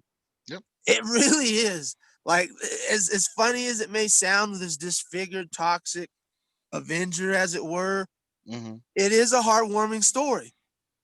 It's a heartwarming story about an underdog who's always picked on, who unfortunately is thrown into this vat of toxic waste, and he becomes this giant superhero who ends up falling in love. It is a heartwarming story underneath all the goo and disgusting, vile nature. So I really hope they do it justice because this is I grew up with this. Like I grew up watching these films, and I hope they do them justice. I know they probably won't, but because you got to have balls to do these films, and it's just Hollywood, their balls were lost a long time ago. So we'll see what happens. We'll see what happens. But this is great. This is great news. This is a great step in the right direction with Peter Dinklage's Toxie. I couldn't be happier. Wait, so Pinhead, do you think they're just gonna keep Peter Dinklage as the body for Toxie too, or do you think they're gonna get like a big buff guy? I hope. See, it's hard for me because I want a big buff guy because you have to get that transformation across. But I hope that Peter Dinklage is somewhere in there. Like he's the voice or whatever, right? Yeah, Like the voice and the likeness maybe or something. I don't know how you would go about it, but I'm sorry, but you do have to have some giant someone of build because Toxie is he's built. Yep. Because that's the whole point. That's the whole point of the movie. He was a scrawny dweeb that got thrown in the vat, and he just became this disformed giant just giant Hulk of a thing. Yep. It's a mockery of the Hulk. Yep. It's And exactly something. what it is. It's a mockery of the Hulk. It's a parody. If I'm not mistaken, he's even made mention to that. So you do, as much as I love Peter, he can't be in the whole, like someone of a stunt double or another actor will have to do the Toxic Avenger. They just have to, or it won't do it justice. I was thinking maybe he could be like, or it could be like, you remember the mountain from Game of Thrones? Yeah. Oh, That would be amazing.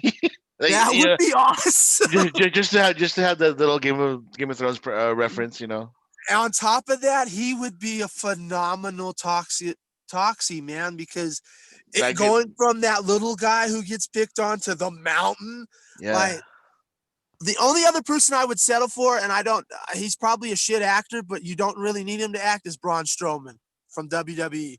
Oh, he would be good too. Oh my god. Like, he's a lunatic too. So that's the only other person I would see. Because the build is just there, it's spot on. The mountain or Braun Strowman. Those are two good picks. Not John Cena at all. Oh man, John Cena though. Well, I mean, like, we're going the wrestling route. It will be John Cena. At the end of the day, it probably will be that bucket-headed fuck. Like, no, but then like it'd be funny because it'll be him or The Rock. It'll be him or The Rock. No, because he kind of sort of looks like Dinklage, anyways. Yeah, like, you know, in the because, like, you know, Dinklage would be like this nice, you know, looking, you know, this character, and then when he turns into Toxie, he looks like a tard, like a, you know, a boxy tard, like like John Cena. Yeah, that's true. I mean, John Cena is a box-headed tard, so I guess he would fit in pretty well, you know. Oh boy. All righty. Well, we shall see as news progresses and the pre-production happens. So, all right, moving on to some music news. Thought this was interesting. I know Pinhead will like this. This is from NME.com. Elton John says he owns more than 130,000 CDs and vinyl records. Nice. So he said the singer also said he definitely prefers LPs. Yep. You and me both, buddy. You and me both. He claims he owns more than 120,000 CDs and 15,000 vinyl records. Oh. So he said the 73-year-old singer explained that the entirety of his vast collection of music remains in his house rather than in storage, so that he can maintain regular access to it at all times. Hell yeah. So that's what I'm talking about, Elton. That's why you're Sir Elton John. Because you know what you're doing. That's my boy. Like, that's how you do it. You know, none of this storage shit. You want it right there. Even if you don't listen to it 8 years down the line, you still want it there so you can pull it out and go, I'm in the mood for this album on this day. I feel what he's doing. Exactly. I feel what he's doing. And if you have that capital like he has, if I had the capital he has, I'd be doing the same thing too. I'd have retinal scans and fucking hand like, welcome Pinhead 198. You're in your boat. Just like, it'll be something out of Mission Impossible. Temperature controlled rooms, like. Yeah, exactly. Like, hey buddies, what do you guys? Hey Mike, what do you want to listen to? Anything. We got 60s, 70s. Like, that's a dream. Right? Can we listen to like old time jazz? Yeah, sure. Let me, right over here in this Let me pull out the Victrola. I can only imagine. I can only imagine seeing that beautiful collection like that he's got. Because I mean, when you sing the way he does and perform the way he does, of course he would have a collection like that. I mean, exactly. You know, and his legendary friendship with his songwriter.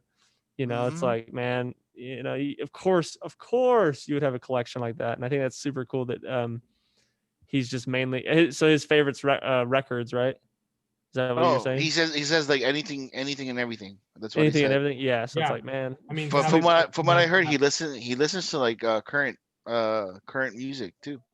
Yeah, he does. that's Yeah. awesome.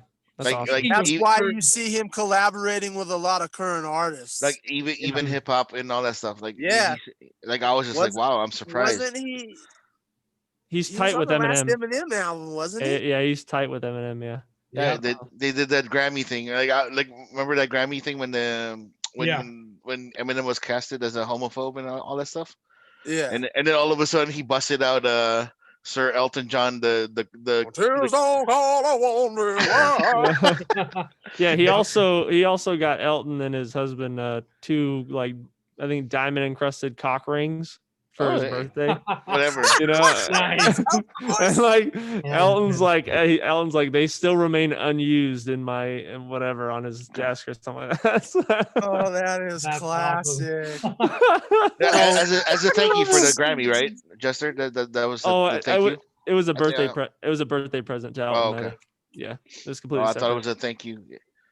Nice. Because from what I heard, the story was like they wanted Eminem to perform in the Grammys, right? And he says that, and as a joke, right? As a joke, he says, "I'll only perform the Grammys if Elton John sings the hook for me." Nice. And then the Grammys like, okay, well, let me go ask Elton John. And then Elton John was like, "Fuck yeah, I want to perform with Eminem." Yeah, I love Eminem. Like, that's you so. know? Well, I think they became friends in rehab, if I'm not mistaken, or like he helped him with rehab or something. Yeah, like like Elton John helped him with rehab, so that's right. Yeah, so that's how they became friends. yeah. Yeah. But it's just hilarious to see like like when Eminem was getting critiqued by everybody because he was being a homophobe, and then all of a sudden the one of the ultimates of the gay world, I'm like, Right. oh my god, The king, queen, like The came in legend and just himself. like. yeah. But I'm glad Mike shared this because put this in because God, like that would be a dream of mine to have that vast collection to just go in there and pick whatever you want from any decade you wanted, like from any genre of music. Sir Elton John, you're a fucking man. Yep. Yeah, because Pinhead loves his vinyl records, so he I talks do, about man. it all the time. And it's actually gotten me also to like start with vinyl records as well. Me, if I had a record player, I would start collecting stuff too. I've been Like, debating it, man. I saw one for like a decent price at Dude, Walmart, You I can think. get record players for dirt cheap now. I know, and Yeah. so like now, and then like I saw what made me debate on buying it was the Guardians of the Galaxy vinyl. Contract? Yeah. Yeah, and I was like, man, that looks like that'd be a It's good one worth to it. get. Yeah, so So I don't know. Come to Maybe the one day. dark side.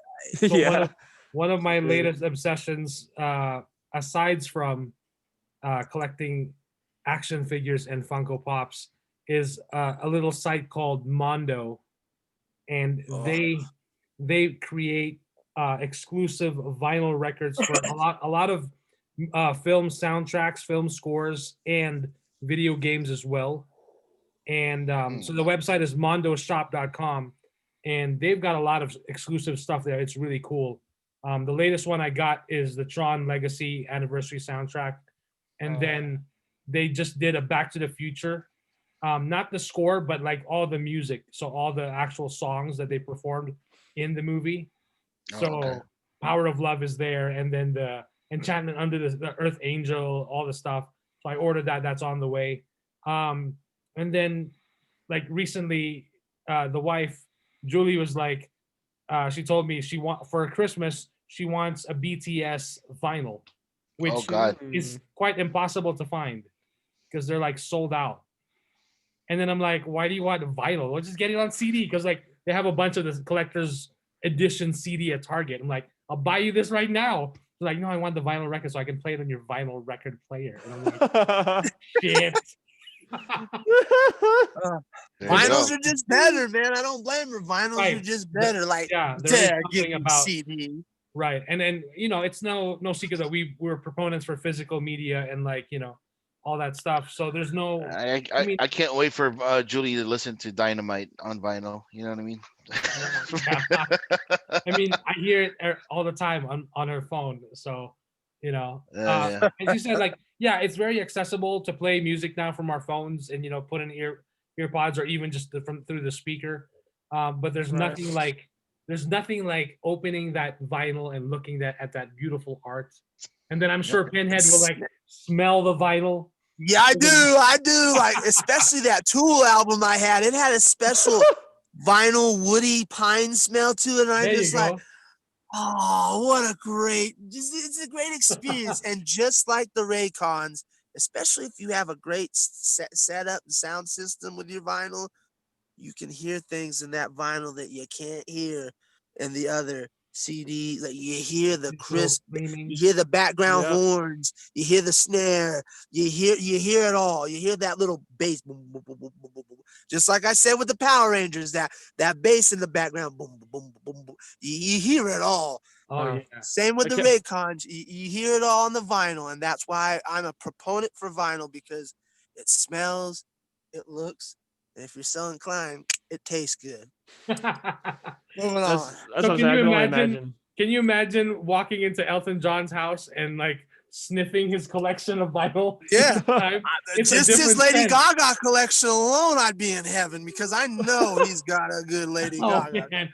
Speaking of Lady Gaga, she had a collaboration with Oreos. They had an exclusive like pink Oreos. Exclusive Lady Gaga pink Oreos. Might have to collect me a bag of pink Oreos. I don't know. I'm sure it's gonna cost you a pretty dime because I don't give a fuck. I'll do it. I'll spend my whole paycheck if I have to. Speaking of modern music, my girl and Pinhead's girl, Billie Eilish, is nominated for Grammy for No Time to Die, the unreleased James Bond film. She's nominated. And of course, Jester will boo because he's never. Of course, he'll boo Billie Eilish because he's never listened to any of her songs. I've listened to her most recent album. Don't give me that crap. Oh, and you don't like it because your album is better? I don't like it. I don't have it. I can't write music. No, I just don't like. I just don't like it. I don't like it. Okay, I don't. I understand you, but answer me this, and this is between me and you, because you know what I'm talking about. Which was worse, her album or the most recent Smashing Pumpkins? Wow. Definitely Smashing Pumpkins. Like, and I like that's so bad to say. Oh my gosh. It is, but it's true that Smashing Pumpkins album was trash. No, I know that's what I'm saying. It's just probably blasphemy to all those people that like the 90s music and the 90s rock. It's blasphemy to me, and it hurts my heart, but it's still the fact. Like, that shit was trash. So bad. So bad, man. Like, what were they doing? It's like they tried to plug in Tron into their guitars and we're like, maybe we'll just do this instead. And with a dash of Skrillex. Like, there was a lot of Skrillex vibes there. I'm like, you're not Skrillex. Skrillex ain't even Skrillex anymore. He's practically dead and gone. Like, know, so it was rough. That's why I say I'm glad Billie Eilish got nominated. I won't agree to this. It's the best Bond song ever. No, that still holds up to my girl. Like Skyfall. Adele. Skyfall is still the best song. Step into Adele, because Skyfall was not only was it one of the best Bond songs, it's one of the best Bond films. Yeah. And trust me, I can say that because I've seen every single if Bond not the film. best one, right? If not the best. If not the best. The only reason why I can't do that is because the only two are Casino Royale and GoldenEye. Yeah. But still, Skyfall, depending on what mood I'm in, Skyfall will kick them out and be like, yes, Skyfall's the best. Especially when I hear that sweet, sweet siren Adele. Yeah. I'll be like, yeah. I'm gonna this say is that's the best. That's one of the most beautiful voices you ever hear, and then It to really mix is. with that beautiful intro, it's like, oh, mwah, like, oh It's my like, gosh, yeah, so good. you're sent from heaven above. Like you make me believe in God. Like you really do. Because if there's a God, he created you. You're sent from the heavens above with your heavenly angelic voice. Oh, Like the only thing that makes me believe in God more is Lady Gaga. That's it. Like oh. I'm like, Pinhead, have you seen Adele lately? yes, I have. Yeah. Oh, She looks she's great. Trust me, I great. have. Like when I saw her, I was like, who's this chick? You know, and then She's my looking wife was like, oh, that's good. Adele. I'm like, that's not Adele. Oh yes, it is. And then everybody- when I look closely, I'm like, holy shit, it is Adele. Yeah, Okay. she worked really She- hard to get she where did. She got. did really work really hard, and everybody threw a little temper tantrum. I And know, man. our fat girl's not there anymore. Just be happy for her. Yeah, hell Like, be yeah. happy for your hero. She's Yeah. making her life. She's living her best life, as you kids say. Yeah, she's making herself happy. What, like, leave her Exactly. alone. And you know what? She'll probably make even better music now. Her next album is probably going to be even better. Yeah. Yep. Hmm. Alrighty. So moving on. This one's from comicbook.com. Comicbook.com. Excuse me. I've never heard of that one. I know. Yeah, for some reason tonight it's just like popping They're on up. fire. Like, we're getting a little sponsorship deal here or something. I don't know what's going on. So actor Hugh Keays-Byrne, aka Immortan Joe in Mad Max Fury Road, has passed away at 73 years old. Excuse me. So everyone remembers him. Most modern fans will remember him for Immortan Joe as in Mad Max Fury Road. He was a beloved Australian character actor and director who also played the role of Toe Cutter in the original Mad Max movie. Yep. And then he also collaborated, of course, with Mad Max franchise director George Miller. Also included the actor being cast in Miller's infamous Justice League Mortal movie as Martian Manhunter.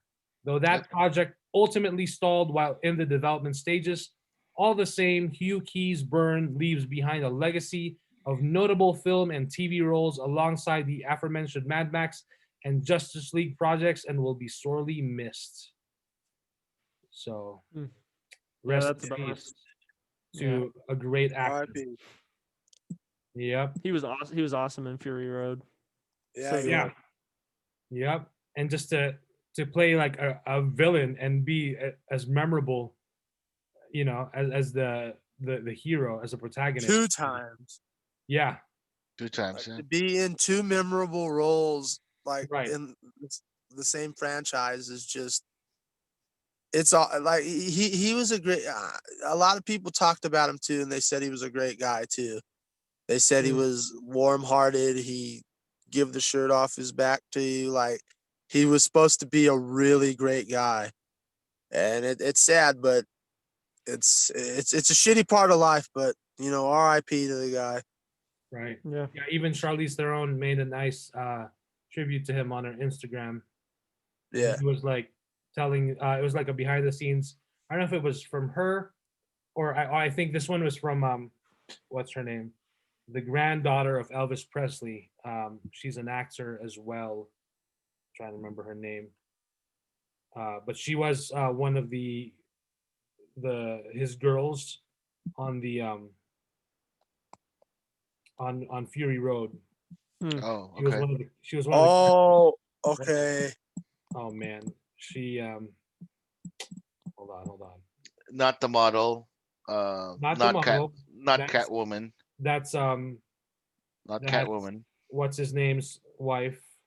Yeah. Jason Statham's wife, Rosie Huntington Whitley. Oh, Riley Keough. Riley Cow for Or Riley Cow, yeah. Kill. She played Capable. Yep.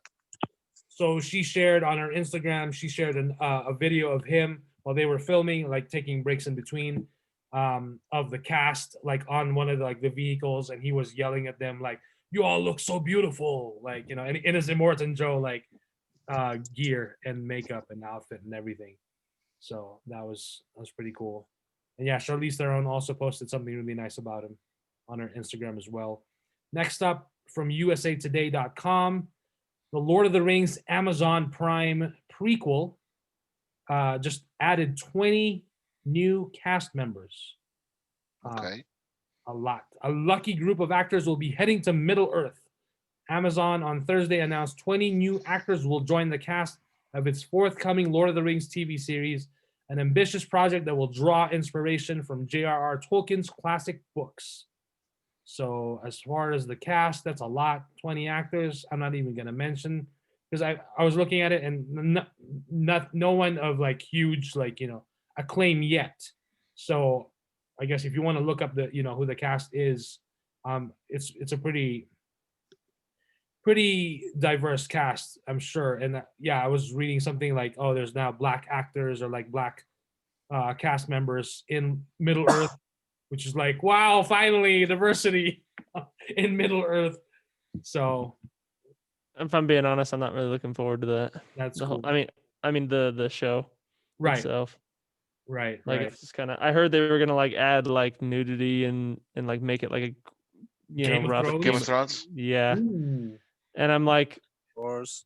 that's not really Lord of the Rings though, but okay. Right, right. So Yeah, because I mean, J.R.R. Tolkien was a Christian, and he based the story on Christian, like, you know. yeah, but like it's still like a rough, like, you know, but it's not. Why do we got to put titties in it? Like titties don't belong in Lord of the Rings. You know? Well, Like- to put it plainly, as an entertainment aspect, Wait. titties sell. I know, but like, I mean, if you know, if all else fails, Jester, titties. You gotta put titties in. See, but, that's like we like, have you That's know- the line of the day. Why you gotta put titties in? but like we have Game of Thrones, okay? Like you have Game of Thrones, go watch Well- that. But like, why Lord of the Rings? Lord of the Rings. why not? Seems... It's fine. Because It's this okay. isn't your daddy's Frodo and Sam.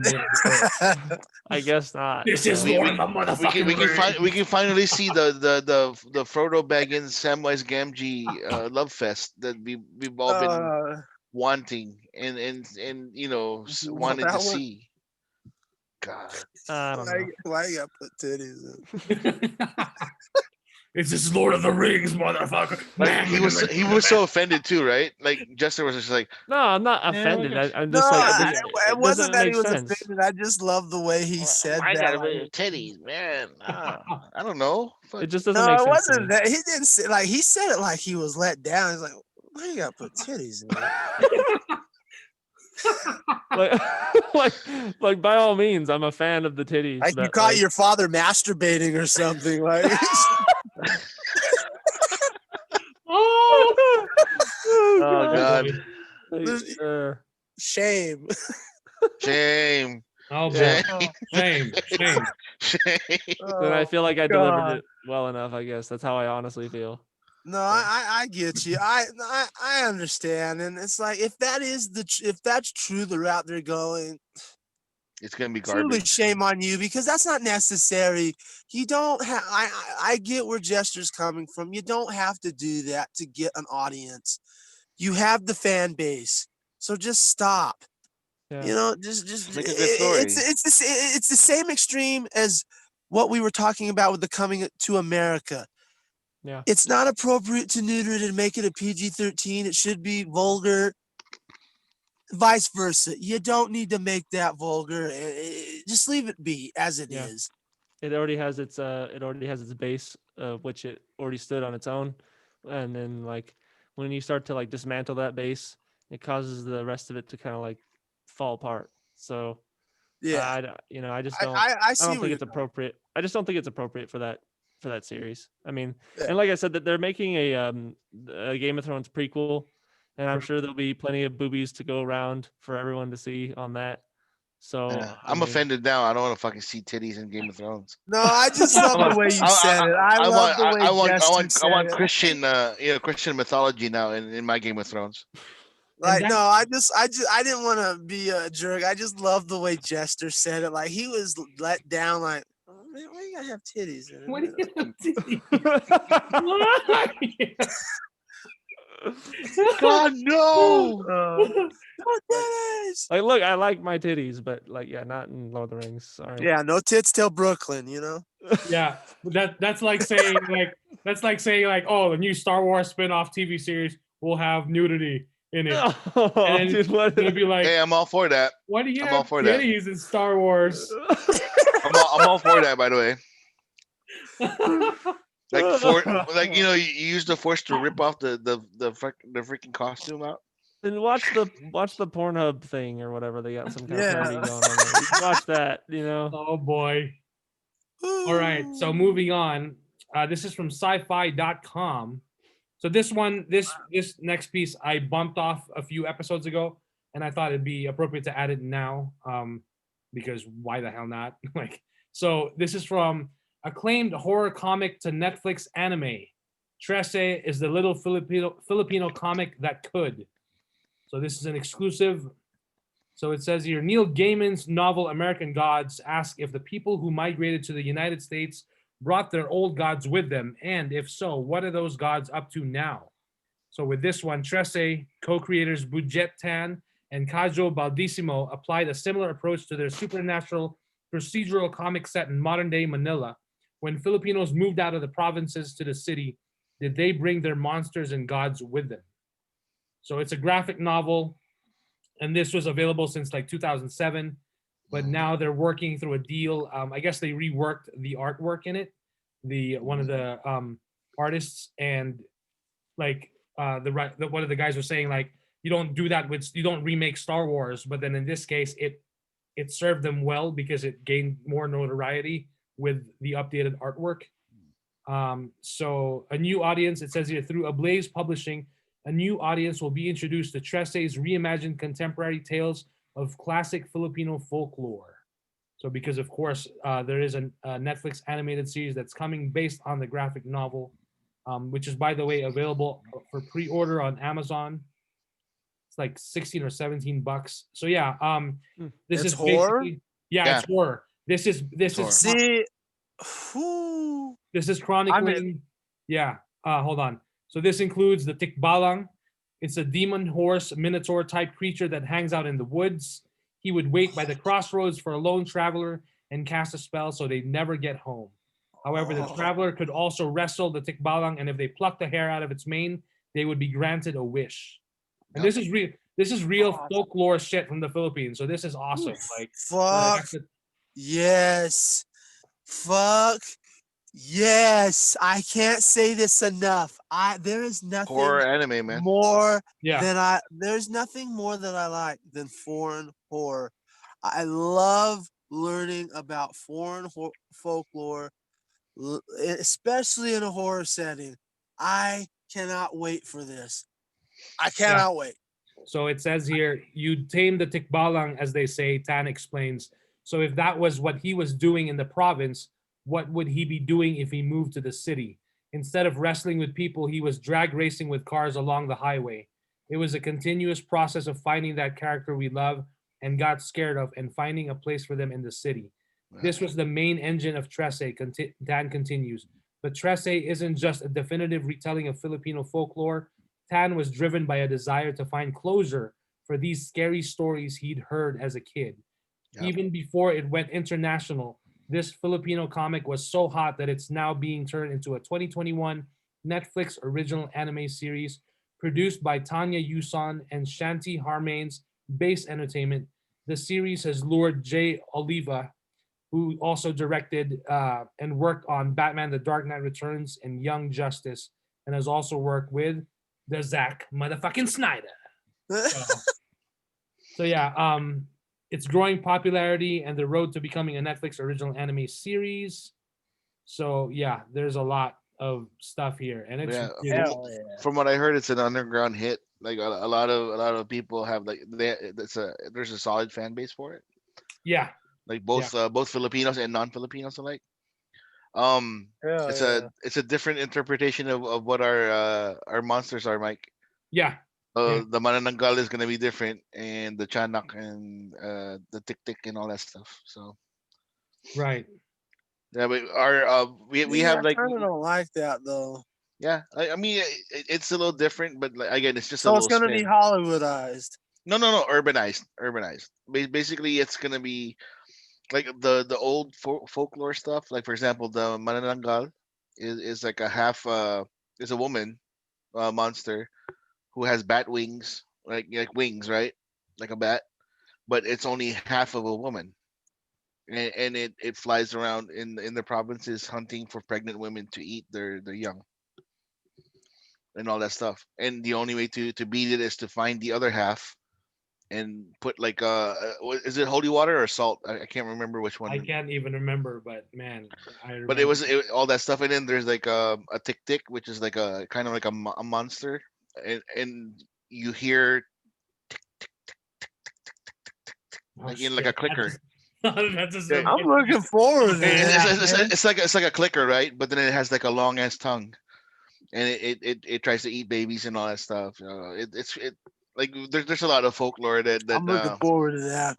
yeah, if you want to find out about the monsters, Pinhead, you can go to YouTube and look for Philippine monsters, man. There's a lot Yeah, of things there, so it's kind of cool. I'll But check Yeah, it out. I wanted to add it already as soon as I heard about Trece. I wanted to add it on Netflix, but it's not on yet, so I guess it's not until next year. So- yeah, but but I'm looking forward to it. I'm like, I haven't seen a good horror anime in a while, so I'm looking forward to it. yep, definitely I am now. anticipating that. So, alrighty, and then we've also got so next up. I guess we can close with this one. All right, so Tom Felton, uh, aka Draco Malfoy, he got emotional watching opening scenes of Harry Potter after 20 years. He hasn't seen Really, it. He hasn't seen it in the longest time, and he got emotional like watching it. like the So first opening scene. yeah. So of course, in international markets, it's known as Harry Potter and the Philosopher's Stone, Yep, but we know it as Harry Potter and sorceress. the Sorcerer's Stone. So he said, yeah, he got really emotional. There's video of him. This is from dailymail.co.uk. He explains to his fans that it was his first time watching Harry Potter in about 20 years, as he was overcome with emotion while returning to Hogwarts School of Witchcraft and Wizardry. So he was Has saying, it been 20 years already? Really? well, yeah, the first film 2000. came out Yeah. 2000 or 2001, I think. I thought it was 2000, but Damn. Yeah. came out. Yeah. So So yeah, Tom visibly became teary-eyed and put his head into his hands before saying it's mental, as the famous opening music called Hedwig's Theme rang out. Of course, scored by the famous John Williams. And then he And the was first saying, one came out in 2001. yep, Mike was right. 2001.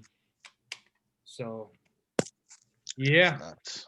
but I mean, it only takes me a few days to watch Man of Steel and I get emotional. So, it doesn't take that Well, long. And you I get can emotional just understand. thinking about it. Well, I can understand why he's getting emotional too. I don't like these films. I don't get it, but I can understand why he got emotional. I mean, it's something that probably kickstarted his career. It kickstarted all their careers, so we can guarantee it kickstarted his because he was a nobody before this. They all were. So I could see why he would be emotional from it. 20 years later, something Yeah. that pretty much probably paid for his house, Like set you paid for for life, his right? mama's house, paid for a nice couple of cars, paid for, a livelihood that most of us will never see, that would dream of. Of course he's emotional about it. Yeah. It provided him something that we all would dream of having. So of course he's emotional 20 Right. years later. And they were just kids when they started making those Exactly. They movies. were babies So- when that came out. So now that he's an adult, he's a young adult, he's a grown man, and of course I would be emotional too because I was a kid when I was on that set, and now I'm an adult looking at through fresh eyes, and it's just like, geez, I would have a tear through my eye being like, damn, it was that many years ago we were doing this phenomenal thing that none of us knew. We had an idea, but none of us knew it'd be this big of a phenomenon, and here we are. You know, Right. Crazy. Yep. Oh, and it then is crazy. I can't believe it's been 20 years. Like, Jesus. yeah. Oh, and by the way, Huh. before I forget, there was an update for Zack Snyder's Justice League as far as the release date or when we're gonna see it. Zack Snyder did post on his Vero account just a few days ago that he was basically, so he posted a shot of the movie, and it he was like in the editing suite, Yeah. and the caption was "Let it begin," and then of course Zack Snyder's Justice League, and then it says "Picture start." I did post it on my Instagram, and it was exactly 1 year when he posted that. It was 1 year to the day of when he originally posted the film reels of the Snyder cut, and with the words saying it doesn't exist, it's not real, it's not gonna happen. Well, motherfuckers, it's gonna happen. 2021, bitches. So Yeah, within a few months, right? I think he said. he didn't say that, but someone did ask when are we gonna see it or when are we gonna see a trailer, and all he said was soon. And when he says soon, it really means soon. You think One it'll be a protein- you think it'll be a tie-in with Wonder Woman 84? Might be. maybe. I don't see why not. Right before Wonder Woman 84, I'd be like, oh my god. Like before before watching Wonder Woman. Oh, before we begin our main feature, here's a preview. Here's a special look. I'd be Oh, like, God. emergency I think podcast right fucking Well, now. I think what Jester was referring to, I don't know. I took a glimpse of an article that said that we may see this cut sooner than later. Yes, that's Yeah. that's from the producer. If I'm not mistaken, Jason Pilar. That's the same February article I 14, heard maybe, too. right? Yeah. Probably for Valentine's Day. I don't know. February, March, maybe. Yeah, Yeah. because that 214, that 214 is a sweet number. Yeah, Zack it's Snyder. a very special thing for Zack. So So Yeah. Yeah, buddy. I'm trying to find that. Whoa, when I Googled it, Zack Snyder's Justice League, it says September 5, 2021. That's later in the year. Yeah, way later. Yeah, No, I'm talking about. Yeah, I did just post something. So here, let's see. This is Yeah, from. I didn't. I know. I don't think I imagined it. Like, No, you didn't. You did it because I did. that share could be something. that could be the DVD or Blu-ray release of no, they weren't talking like. That's it. Oh, No, you're I'm not talking talking about about the September 5th. September. Yeah.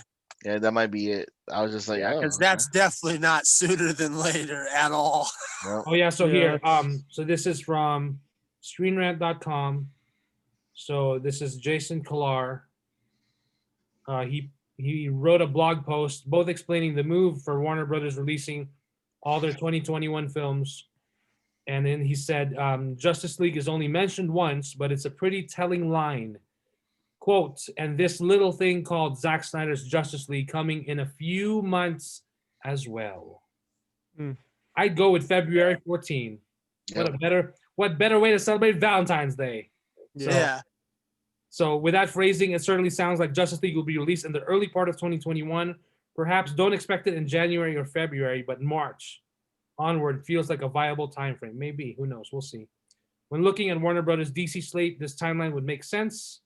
The studio has Wonder Woman 1984 at the end of this month, and then its next scheduled film is the Suicide Squad in August.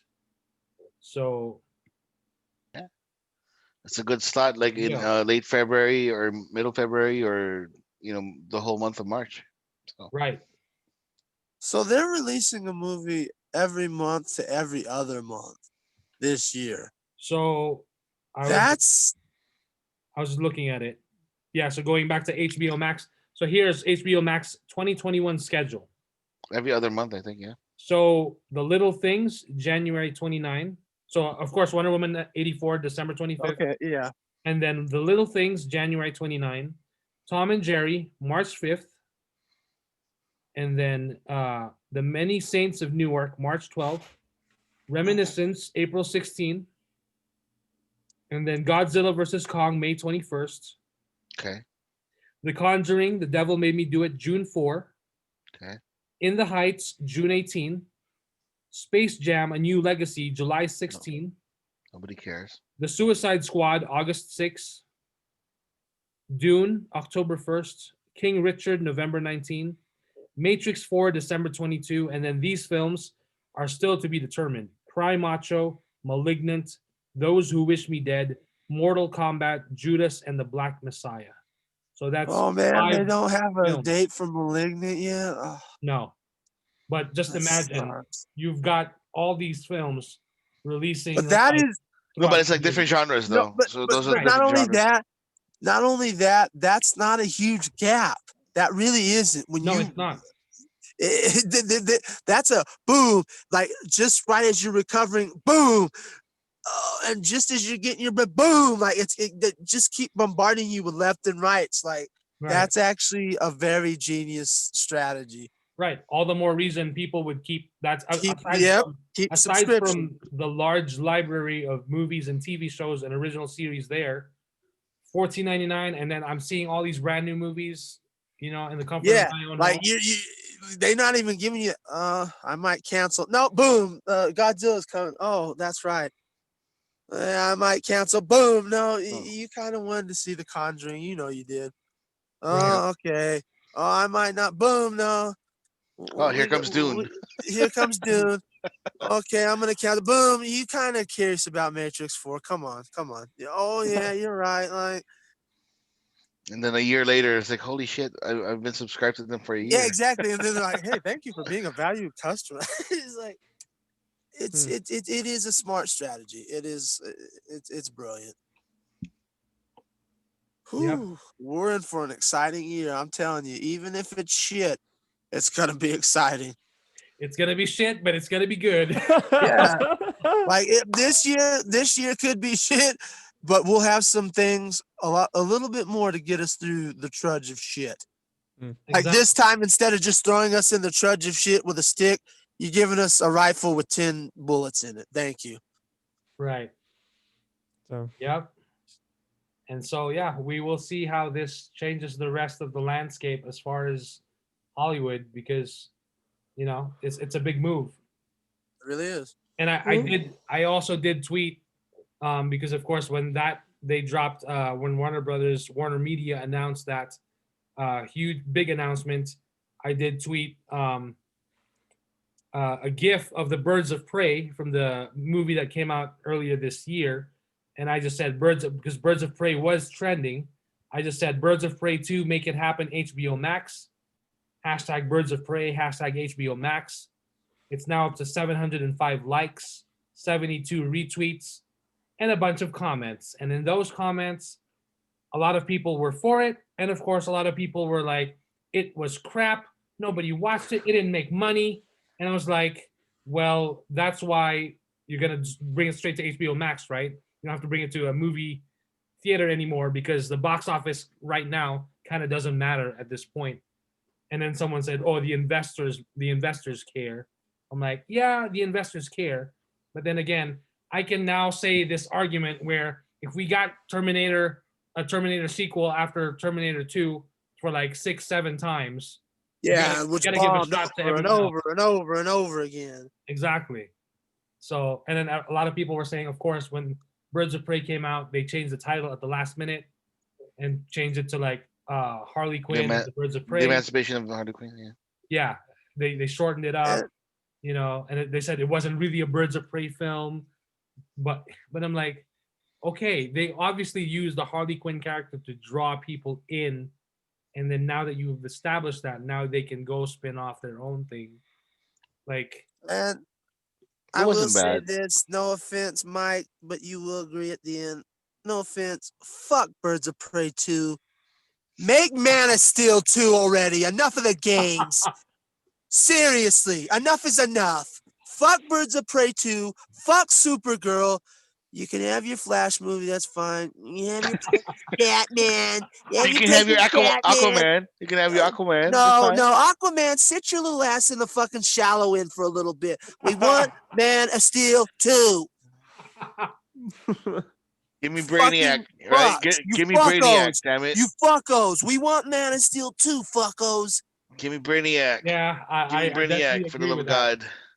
And hey, in that Flash movie, I'd love to see Nicolas Cage So would I. as Superman. Oh boy, Oh. with that long hair blowing in the wind. Then like Jester does with Boba Fett, then you'll see my buddy Lee Dungaree's geyser in, okay? You only see it 3 times. One with Dune, Man of Steel 2, and at a Lady Gaga concert. That's it. You just see Mike. You just see Mike in the podcast the whole time. Oh man, yeah, that's something. Hey, Snyder cut, Zack Snyder's Justice League, when that drops, it's Hey, gonna maybe you open can doors. talk to your buddy Filoni. Maybe they can do something with Man of Steel too, huh? Something. I I think don't he's know. good. Make it happen. I think he's good with Star Wars. Let's leave him. Yeah. They're We good don't with need that. Filoni. No, No just tell him, hey, offense to you know, Filoni, you can we talk don't to need you. Filoni. You know No. your buddy Zack Snyder, right? Like, you know, maybe you guys can do Man of Steel 2 together or something. I don't know. No. No, we already seen when someone double dipped in Zack Snyder's vision before, and we got Justice League. I don't care how great Filoni is. I want Zack Snyder's vision of Man of Steel 2. I don't want no double dippers. I don't want John Cena as Man of Steel. Oh, I don't want Josh Whedon sitting there with his stupid Buffy canon put into Justice. No, I want Zack Snyder's Man of Steel 2, period, with Henry Cavill. End of story. so I speaking want of John Brainiac, Cena, man. I want Brainiac. Give me So do Brainiac. I, but speaking of just John make it Cena, happen. we are getting the Suicide Squad film next year, of course, Of course. and the Peacemaker original series. Mm-hmm. What a waste. It is. It waste. truly is a waste. It's a waste of HBO Max subscribers, too. This is ridiculous. Never have I seen someone fail upwards so well. I just don't get it. Well, yeah, I have. Neil Druckmann. Neil Druckmann's worse. Neil Druckmann's way worse than John Cena. Far worse. Because unlike John Cena, Neil Druckmann has no redeemable qualities whatsoever. Oh boy. And now he's fucking co-president of Naughty Dog. Ugh. Yeah. Oh, So is he? buckle up, folks, because we're in for the long haul of shit. If you love Naughty Dog and that was one of your favorite, favorite game publishers, kiss that goodbye, because they've gone the way of BioWare with that lunatic running. I'm so glad Uncharted's done and over. So am I. Like, whew, that one's saved. Well, unless he makes a great executive decision and tries to drag that corpse back up for Uncharted 5 nah. to Don't where do he it. can tell a great story again. huh? About Yeah. zombies and About zombies and about thieves learning a moral code, and they become these great ambassadors for the human condition, like stupid pretentious bullshit. Truckman, you're a fucking hack, and never has anyone failed upwards so well. I don't get it. take that, Brad. Seriously. Never since Rob Schneider has someone with so little talent gotten so damn far. Wow. I don't get it. I don't get it. Wow. And that's where I'll Hey. leave it. I'm done. Because I'm getting my blood's boiling just thinking about it. Rob Schneider, dude. Wow. So I imagine this would almost be like Ryan Johnson getting a title at Lucasfilm Yeah. and No. then like overseeing like production. of, No, like, having more power. Not even. no, because at least Ryan Johnson contributed something. Like at least he could say Looper, Yeah. you know. Knives Out. And then you can go, well, Neil Druckmann had The Last of Us Part 1. Well, that was undermined by Last of Us Part 2, so it doesn't really matter. Yeah. So Like I said, I haven't even begun to roast. I'm preheating the oven. Wait till Brad shows up. Next week, all you next week, I'm gonna say it. I'm gonna leave it at this so we can close it. Next week, all you VGA heroes that when he sweeps, because he's gonna sweep it, they're gonna sweep it. When The Last of Us Part 2 sweeps it, you haven't seen me. You haven't seen me roast because my blood will have boiled to the top because of a trash game, a dumpster diver. A dumpster diver's game has been claimed game of the year, and it will be egregious. Yep.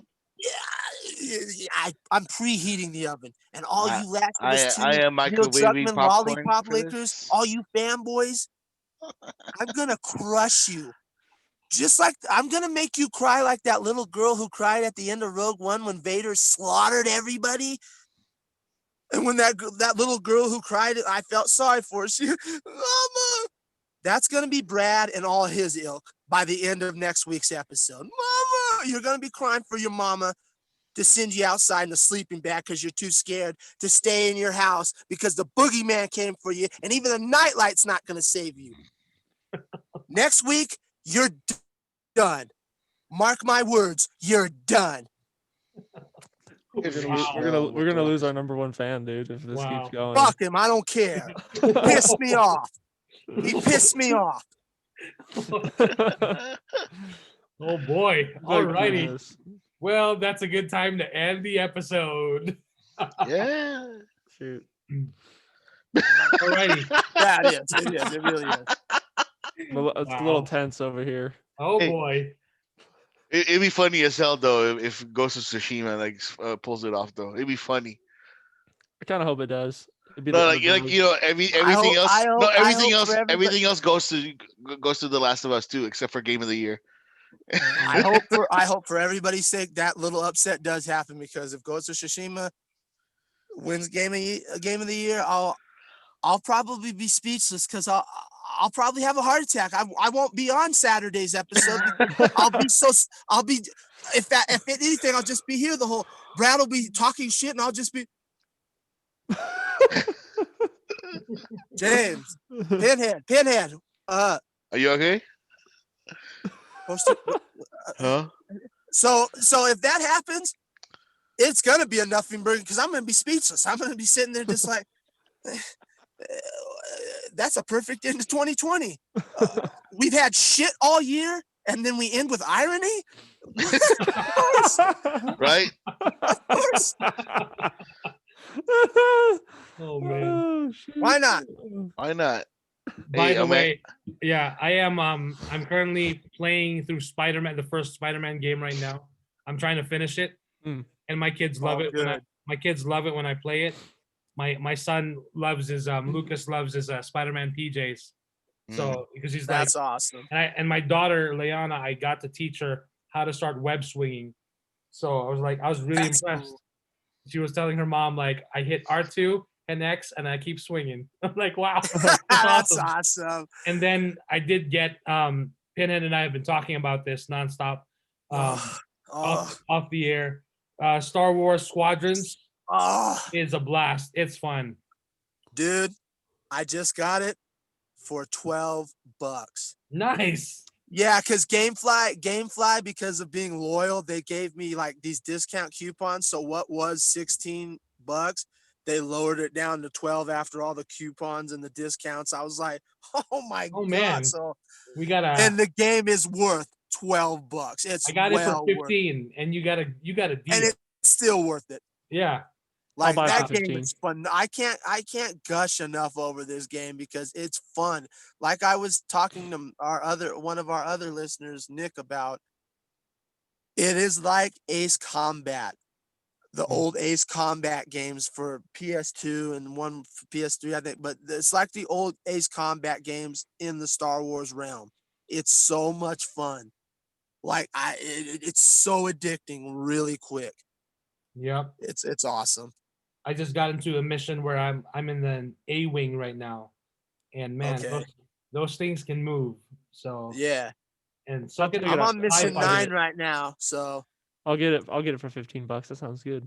Yeah, it's worth it, dude. I'm telling you, Jester. Okay. Especially for you being diehard fan like Mike, you will enjoy it because it's one time where EA actually didn't fuck up. Nice. Yeah. That's awesome. We better tag or at GameFly now because we could use a sponsorship soon enough. Yeah, Mm. GameFly, hit us up because you guys are good and I see us fitting good together. So send it this way. Oh, shout out to Ray J for the Raycons and stuff. So. That's no Raycons Oh, shout out. yeah, I He did ain't drop paying us. Raycons too. Oh, he ain't paying us. Hold the Hey, phone. I'm just preempting it already. I'm just practicing right We now. just gave him, free shout out. I don't like Speaking that. it into existence. You got YouTube's always giving them free shout outs anyway. Our you free gotta shout-out give didn't something make free, any- man. Didn't make any difference. Drug If Drug anything, dealers if anything, we made ourselves known. drug dealers like give the first one like free. Everything else Yeah. has a Then price. get Yeah. hooked. That's Look at why. half baked, That's why I tagged Gary Vaynerchuk in one of the Spotify posts that I did, because it's actually like, so if you didn't see it yet on in your feed, your timeline on social media, everyone's sharing their Spotify 2020 Wrapped. Like, I listened to this and that's cool. I mean, it's fun. I mean, what else do we have to look forward to, right? But I thought it was cool because we've got a podcast, so I got an email and then it said the stats, so I was like, I gotta check this out. And so it's not as accurate as it seems because for this one's for Spotify only, so it's not including the other platforms we're in. So for so far we have 865 minutes of content released, and then when I added that up, it's about 14 hours. But I know we hit past the 30-hour mark as far as what we have, so that's even double. Wow. But and then also we've managed to be 8 episodes within 3 countries. So again, I'm not sure which. It doesn't say which countries. It's just like, oh, you're in 3 countries. Like, yeah, great. Which ones? Like, will you tell us? Wasn't Singapore one? Singapore. So this one I'm looking at, not on Spotify. Singapore, Canada, and U.S. Right? If I'm not mistaken. So our top is US, of course. Second is Canada. Third is UK. Oh, okay. Fourth is Russia. Fifth is Singapore. Dang. So yeah, and we've also got Ireland, Australia, Mike, Hell yeah. Philippines, Germany, and France. Hell yeah. We're So, taking yeah. over, man. Those are people that are actually listening to our podcast. International. No, I just made it up. I was kidding. Wow. No, I was just in shock. I just want to be sure. That's the stats. So granted, Wow. it's not like it's a huge number, but it's something. And if it's something, it's got to start, somewhere. exactly. And then word of mouth, All it takes is a spark, hopefully, man. or word of mouth to be like, these guys are shit. Don't listen to them. Yeah. After one No, episode. and then they're gonna be like, why is it shit? Oh, it's just shit. Man. They're arguing about Boba Fett and Boba Fett. I like Boba Fett. And Fucking then they start Boba Fett, listening. man. Yeah, That's well, fine. I'll be a hindrance too because John Cena is a pretty big international draw. So Eh, that's true. for So, wrestling purists, nah. wrestling right? purists, maybe not, but Okay. for the Oh my overall normies, he's a hero. So Oh, just wait till we review the Suicide Squad and then the Peacemaker, God. the episode breakdown of each Peacemaker episode. Oh no, please. I Oh will my- not be doing that shit. I am sorry, but I will Alrighty, quit that's this fine. I fucking just think it's gonna be podcast. great content. Great content. It's gonna be Mike and Kuya. Yeah, agreeing and the then whole we're gonna be time. loving it, and then there's no one to like contrast. No. I'm gonna be like, okay, well, John Cena Because still if sucks, we- but if he we- did a good job in this movie, and they're in the show. Because if we did a Peacemaker like we do with Mandalorian and the boys, I promise you, I'll move the needle to where John Cena will hear it. There you go. I promise you that. And then we could have him as a guest. Yeah, he won't want to be a guest here. We might have him as an enemy. Well, he's gonna be like, I'd like to talk to Pinhead. Get it right now. What you I don't gonna have a do? bucket head. That's so rude. I don't have a bucket head. Yeah, you do. No, you don't. You have a cock for a head. How about that? Is that better for you? Is that better for you? Oh boy. Wow, Alrighty. all right. Time to end Yeah. this episode. Yes. Make let's- sure to you guys can rate us on Apple Podcast, the Apple Podcast app. You can rate us there. Currently, we have I don't even know. We last I looked, we had like 6 ratings. It's probably 5 now. someone redacted their rating. Like these guys Not are even worth 1 star. Oh yeah. So we still have 6 ratings, but still Okay. 5 out of 5. So hey, that's something. Hey, the best podcast in Apple right now. Yeah, Hell sure. yeah. All right. And then please make sure to follow us on Spotify. And then, of course, you can watch the video of this podcast on YouTube as well. And feel free to leave some comments there. Just search for Jedi Mike. And you can follow the show on Instagram at FMANDTV. And follow me at FilmakerMike. And on Twitter at Jedi Mike 1128 Jester. Oh, sorry. Yes. You can follow me on Twitter at SequesterJ, on Instagram, the Sequester Jester. Follow me for, lame content, fun stuff, I guess. Kuya. I created a new Instagram account, Old Man Jimmy, Jimi. So you can follow me there if you want. Or you can follow Sequester Jester at Only Me. What? I'm just kidding. That was a lame joke. Yeah, it's fine. It is Bum, because bum, you're lame. bum, It's okay. bum. Go ahead, Pinhead. You can find me on Instagram at Pinhead198 or on Facebook at James Crump. We talk about a lot of wrestling, as you know. We have a Wrestling. huge event coming tomorrow night. It is the last NXT of the year. We don't know when we'll be getting another one. It might be February, it might be March. They might even add it to WrestleMania. But we got a big event, and I will be doing a review and recap after NXT War Games tomorrow. So if you want to see that, you'll have to check that out on my Instagram at Pinhead198. So we're doing big things over there. At least we're trying to. Nice. Nice. All righty. Well, that's about it. Thank you guys for listening if you've gotten this far. Probably Congratulations. Yeah. They probably stopped Cancel. after. They probably stopped after like, oh, fucking HBO Max again. God, stop. Someone mentioned Man of Steel. Enough. Goodbye. I'm done. Yeah. Well, hey, your buddy loves Man of Yeah, Steel too, he so, does. like, We all do. Like we love it because it's the shit. it's a fucking masterpiece. Yeah, like if I was gonna breathe masterpiece in anything, I'm closer to that than some other piece of shit that shan't be named. All righty. Thank you guys for listening. Till next time, stay safe. Peace. Bye. So long.